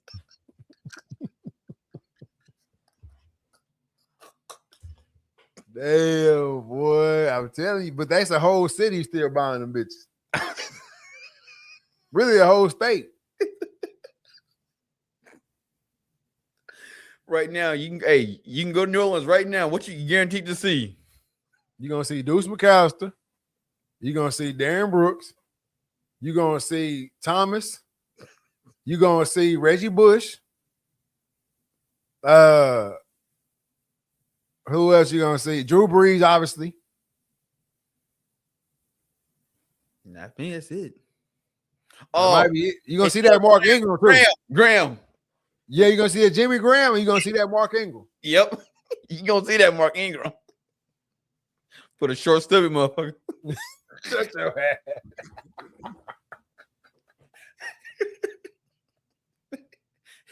He gonna be in some Jabot jeans with a white towel around his shoulder.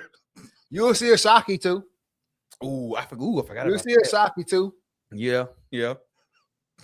Shit, boy. Ain't no modern players being worn. Hell no. Not in New Orleans. I'll tell you one semi-modern player that you will see out there in New Orleans, though, Kenny Vaccaro. Who the hell is Kenny Vaccaro? Vaccaro. What's the out of OU? I don't know. I might be saying his name wrong. I'm pretty sure that's what it is, though. Kenny Vaccaro, yeah. Number 32. Out of Texas, bro. He played at Texas. He played at Texas? Yeah. Say, OU, boy, that's slander. You know why, don't you? Why? Number 32. Fucking Deuce McAllister. No. I know what I'm talking about. I'm talking about it was, and I'm tripping. That's right, Kenny Vaccaro. That's right. Who was the wide receiver they had at a OU? That was Kenny Stills. My bad. Yes. You're light skin with the mohawk. That goddamn Deuce McAllister jersey. Still riding strong today. Bro. Wait, what number was Mark Ingram? 25? Mark Ingram was 33, wasn't he? 33 and 32. Bro, I always go back and say, man, he was 22. Boy. Legendary New Orleans running backs.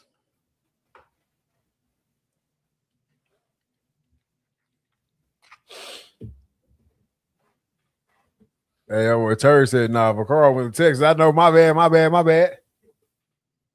See, I said, I can't get that Deuce. Let me go and get that Kenny. Let me go get that Kenny. No one should be wearing a Dez Bryant 88 Giants jersey. Nah, for real.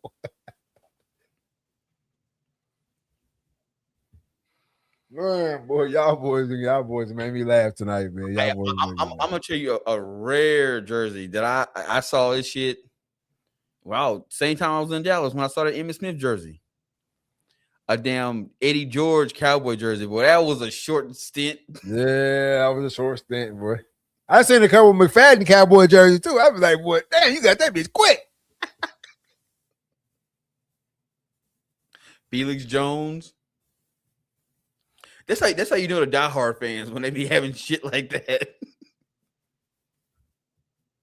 The art slander last week, now saying Vaccaro went to OU. I know it's a bad look for him. That's on me. It's a bad look. Hell, I didn't know where. Hey, I know one person we ain't talked about too in this preseason that was out there doing this 1-2, doing this thug dizzle. Who? Oh yeah, Odell back. Yes, sir. Yeah. And while we're speaking of one-offs, that is the Cleveland photo. That's an Odell Cleveland photo.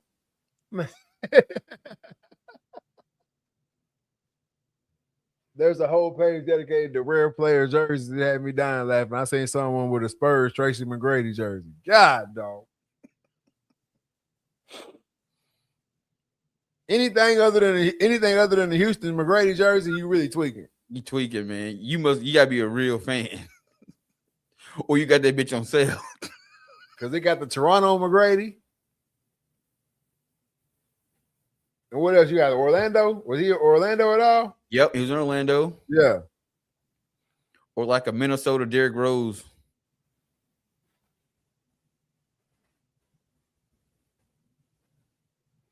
Yeah, see Minnesota Derrick Rose. Damn, anybody got an Atlanta Hawks Tracy McGrady jersey? Or a Detroit Pistons Tracy McGrady jersey? Or a New York Knicks Tracy McGrady jersey?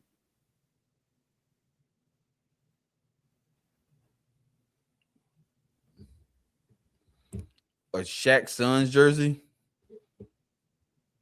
Boy, or a Shaq Cleveland jersey. That'll really get you going. Hey, man, let's talk about this RTL Fantasy League, man. We doing this thing or what? Fuck yeah, let's do it. I'm down for it. I'm down for it, bro. If you want to be in the RTL Fantasy League, what they need to do is send the email to the DM the email to the page. Yeah, either email the page, DM the page on Facebook. Go over there and let us know you want to be in it. I mean, truth be told, next show we could really do a sign up. Just put the link in the chat. They go to the link, sign up. Yeah, that's how we're gonna do it. We do a $25 buy-in. Winner I'm take down. all. Turd, y'all boys interested? What y'all thinking? Little 20, little 20 twin, little friendly twin. Hey, don't nobody draft Jalen Hurts either. I don't want to see nobody draft nobody trying to draft Jalen Hurts.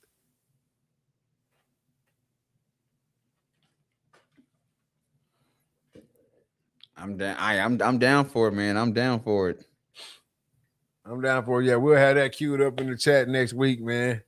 Link, get in there, get the league rolling. We'll have our draft. We try to do the draft on a Wednesday too on here. That'll be lit. Hey, I'm right up there with you, Artistic.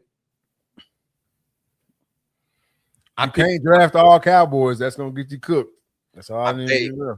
I pick a team and shit. Then hell, about if I stay on it about 3-4 weeks and then I get fucking. That's why you gotta have that good buy-in. Boys trying to get that pot at the end of the season. I was in $100 league one year and shit didn't even end up getting second place, and I ain't. Only thing that saved me is the guy running the league reminded us when our guys had a bye week. I'm like, why would you do that? Because I wouldn't. Had you not sent that reminder, I would have never known. Wouldn't have changed shit. And yeah, bye week could do you in on that fantasy shit now. That's why before you draft, you're really supposed to go look at everybody's bye because my whole team be on the bye at the same time. Oh, fantasy football be having me tweak out. Yeah, I know. I got away from fantasy for a couple years just because I love to just sit and watch games with nothing on the line. Yep. You know what I'm saying? But no, I'm kind of getting back into it now. So yeah, if y'all down to do that, we're gonna drop the link in the chat next week. Go ahead and throw your email in that thing, and we can rock with it. Kirk Cousins almost led me to glory back in like 2019 and 2020. Yeah, boy got the ball in on y'all. Oh man, I think it's time for my favorite part of the show, man. It's time for the mental health checks. Hey, y'all can do this in the chat too. Y'all can put y'all's mental health checks in the chat. I'm just asking. I'm just asking him, but y'all can put them in the chat as well. We would love to know how y'all doing on y'all's mental health checks too, man. But I gotta know how you doing, man. 1 through 10. Personally, what's going on with you? Basically, are you taking care of yourself? And business-wise, what's coming up next? Man, personally, man, everything is good, man. Just celebrated Macy's 14th birthday this weekend, which is nuts to me, bro. I have a 14-year-old. But she came to the house. We opened up gifts, man, and just sat and talked and just, I guess reflecting on her being 14. Had the girls over at the house today. That was fun dealing with them. I showed Nora a picture of me and you when I had the Wolverine costume and you was in the Simba costume. Yeah, that is Cap. That is not my dad. I was like, yes, it is. I was like, I held your dad as a baby in my arms. That's Cap. That's Cap, Uncle Trey. Yeah. But man, just kicking with the family and everything, man. And just life is good, man. Got some geese now. Got our geese all taken care of. Got the nice little house built, new chicken coop. So the little funny farm is coming about, and we might be getting a goat down from Womby. Had a new goat, so might be getting a goat. Only thing that's stopping that from getting that goat is I don't want them eating up my blueberry and blackberry bushes. But other than that, right, because they eat everything. But family, personally, man, life is good. I'm sitting at about a 9 right now, man. Everything is good. Physically, man, I feel good. I have not been working out like I should. Not gonna lie, it's been hot as hell. Work been crazy, and then just getting stuff done around the house, man.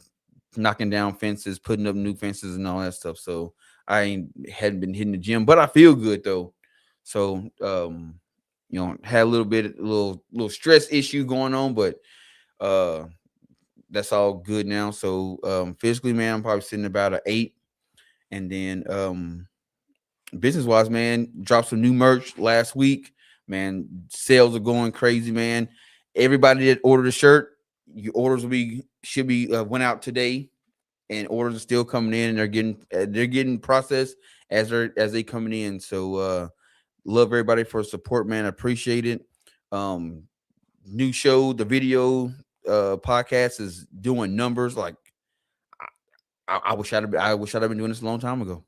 Yeah. The video numbers are going nuts, man, over on Spotify, Apple Podcasts. Trying to talk Carbon TV in and start doing video podcasts, but right now it's a new regime coming in, so gotta wait and see what they want to do. But right now, man, that's all great. And man, some of the guests I've had over the last couple weeks have been dope. Can't wait to release those episodes. Got a new episode coming out this Friday, and can't wait to release that. But man, it's just been all good. So business wise, man, sitting about a 9. Good deal, man. That's what I love to hear. For myself, man, personally, just grinding. That's the mantra. That's the mantra right now, man. Second week of school for the girls. Everything is moving smooth right now, man. So you can't ask for more than that, bro. They're loving it. One kindergarten, one fifth grade, both in new worlds, loving it all. So I can't complain, man. Work is riding smooth right now too. So everybody happy, everybody healthy. I'm cool. So I gotta say about an 8-9 in the personal division. Physically, man, I'm feeling good, man. I keep telling myself I am waking up a little bit earlier. But I started waking up and going outside and watering my grass. So once I start waking up a little bit even earlier, so I can go on a morning run or morning jog or something, and then come back and water the grass, and just keep knocking it down. But I'm still staying on my eating path, eating right. So I feel good, man. No cholesterol, low cholesterol. I'm even cutting out a lot of sodium as well right now too. Make sure we keep that blood pressure in check and all that type of shit. But I'm feeling good, man. Feeling good physically, man. So I gotta say about a 7 or 8 on the physical scale, man. And then business wise, everything is everything with that, man. Nicholas Free Photography. If you need something, hit us up on the Facebook page, Instagram page. If you got my number, hit me up as well. We'll get you taken care of and get everything lined out for you, man. But everything is everything with that, bro. Work, like I said, is going cool. We're actually going to go shoot a commercial coming up in September, man. So I think that's going to be pretty dope. Everything is everything, man. I got to say about an 8 on the business side as well, bro. Hey, heck yeah. You got any last words for the people before we get out of here? Yep. By working faithfully 8 hours a day, you may eventually get to be a boss and work 12 hours a day.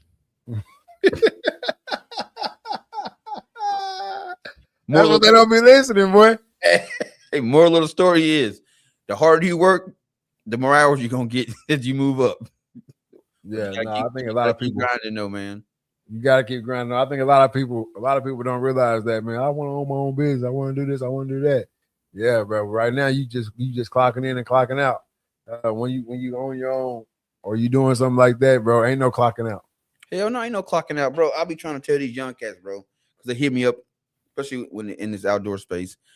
All these cats want to do a podcast, and it's cool. I'm down for it. I know right now there's a big movement in the outdoor space of, oh man, everybody got an outdoor podcast. Bro, it is what it is, bro. People want to hear people talk, bro. That's where the wave is going. But what they don't understand is, yeah, it's cool to be a guest on podcasts. When you want to do your own podcast, you got to do all the editing. You got to find the guest. You got to come up with the topics. You got to do all that shit. Ain't nobody doing it for you. And I see a lot of cats start, and they'll put 1, 2, 5 episodes out, and then that shit taper off. I've seen a whole lot of 2-hit wonders. Yeah. So you either gonna pay for it or you gonna do it yourself. One of the two. One or two. And you are in charge of everything. You like, bro, Dreaded Archer. It's all me. Film it. I find my own guests. I make my own scripts. All that shit is me. Like ain't nobody to lean to. So, you know, you got to do it. Late hours on you. Late hours on you for sure, man. Y'all know what I'm gonna say, man. Let's treat everybody a little bit better in 26 than we did in 2025, man. We coming up here on this back half, man. It's we starting the fourth quarter. We starting the fourth quarter. We getting there. You know what I'm saying? We came out of halftime. Third. Gave you, huh? Third quarter. Man, it's damn near starting the fourth quarter, bro. August over. And it's still third quarter. August over, bro. September is third quarter. Ain't no way. October, November, December is fourth quarter. Y'all gonna be late. I'm on that my fourth quarter shit. We starting that hoe now. We starting that hoe now. August over with, bro. September really starting the fourth quarter. You done came out of halftime. The coach and gave you your speech. Third quarter went however it went for you, man. It's the fourth quarter. We're holding forwards up, man. You know what I'm saying? It's time to kick it into gear, or the year gonna be over. They speeding the time up on us and some more shit. So hey, we gotta get ourselves together, man. We gotta treat everybody a little bit better this year than we did last year, man. And I'm gonna say the same thing in 26, man. I mean in 27, because we got to keep getting better at this, man. We gotta start treating each other with more respect. We gotta start treating each other. We gotta start treating each other with more love, more passion, all that good stuff, man. If your neighbor need help, lend a hand. If your neighbor need a little financial help, man, lend what you can. Or if they just need somebody to talk to, bro, lend your time, man. We got to start treating each other a little bit better every single day, all right? We do that, and we're going to get through this thing, man. And like I always say, have yours on you, because I'm for damn sure going to have mine on me, man. And with all that being said, this is season 8, episode 29 of the Reed Talk and Listen podcast. I am your host, Nick Reed, along with my brother and co-host, Trey Reed. No killer cam tonight. We are out.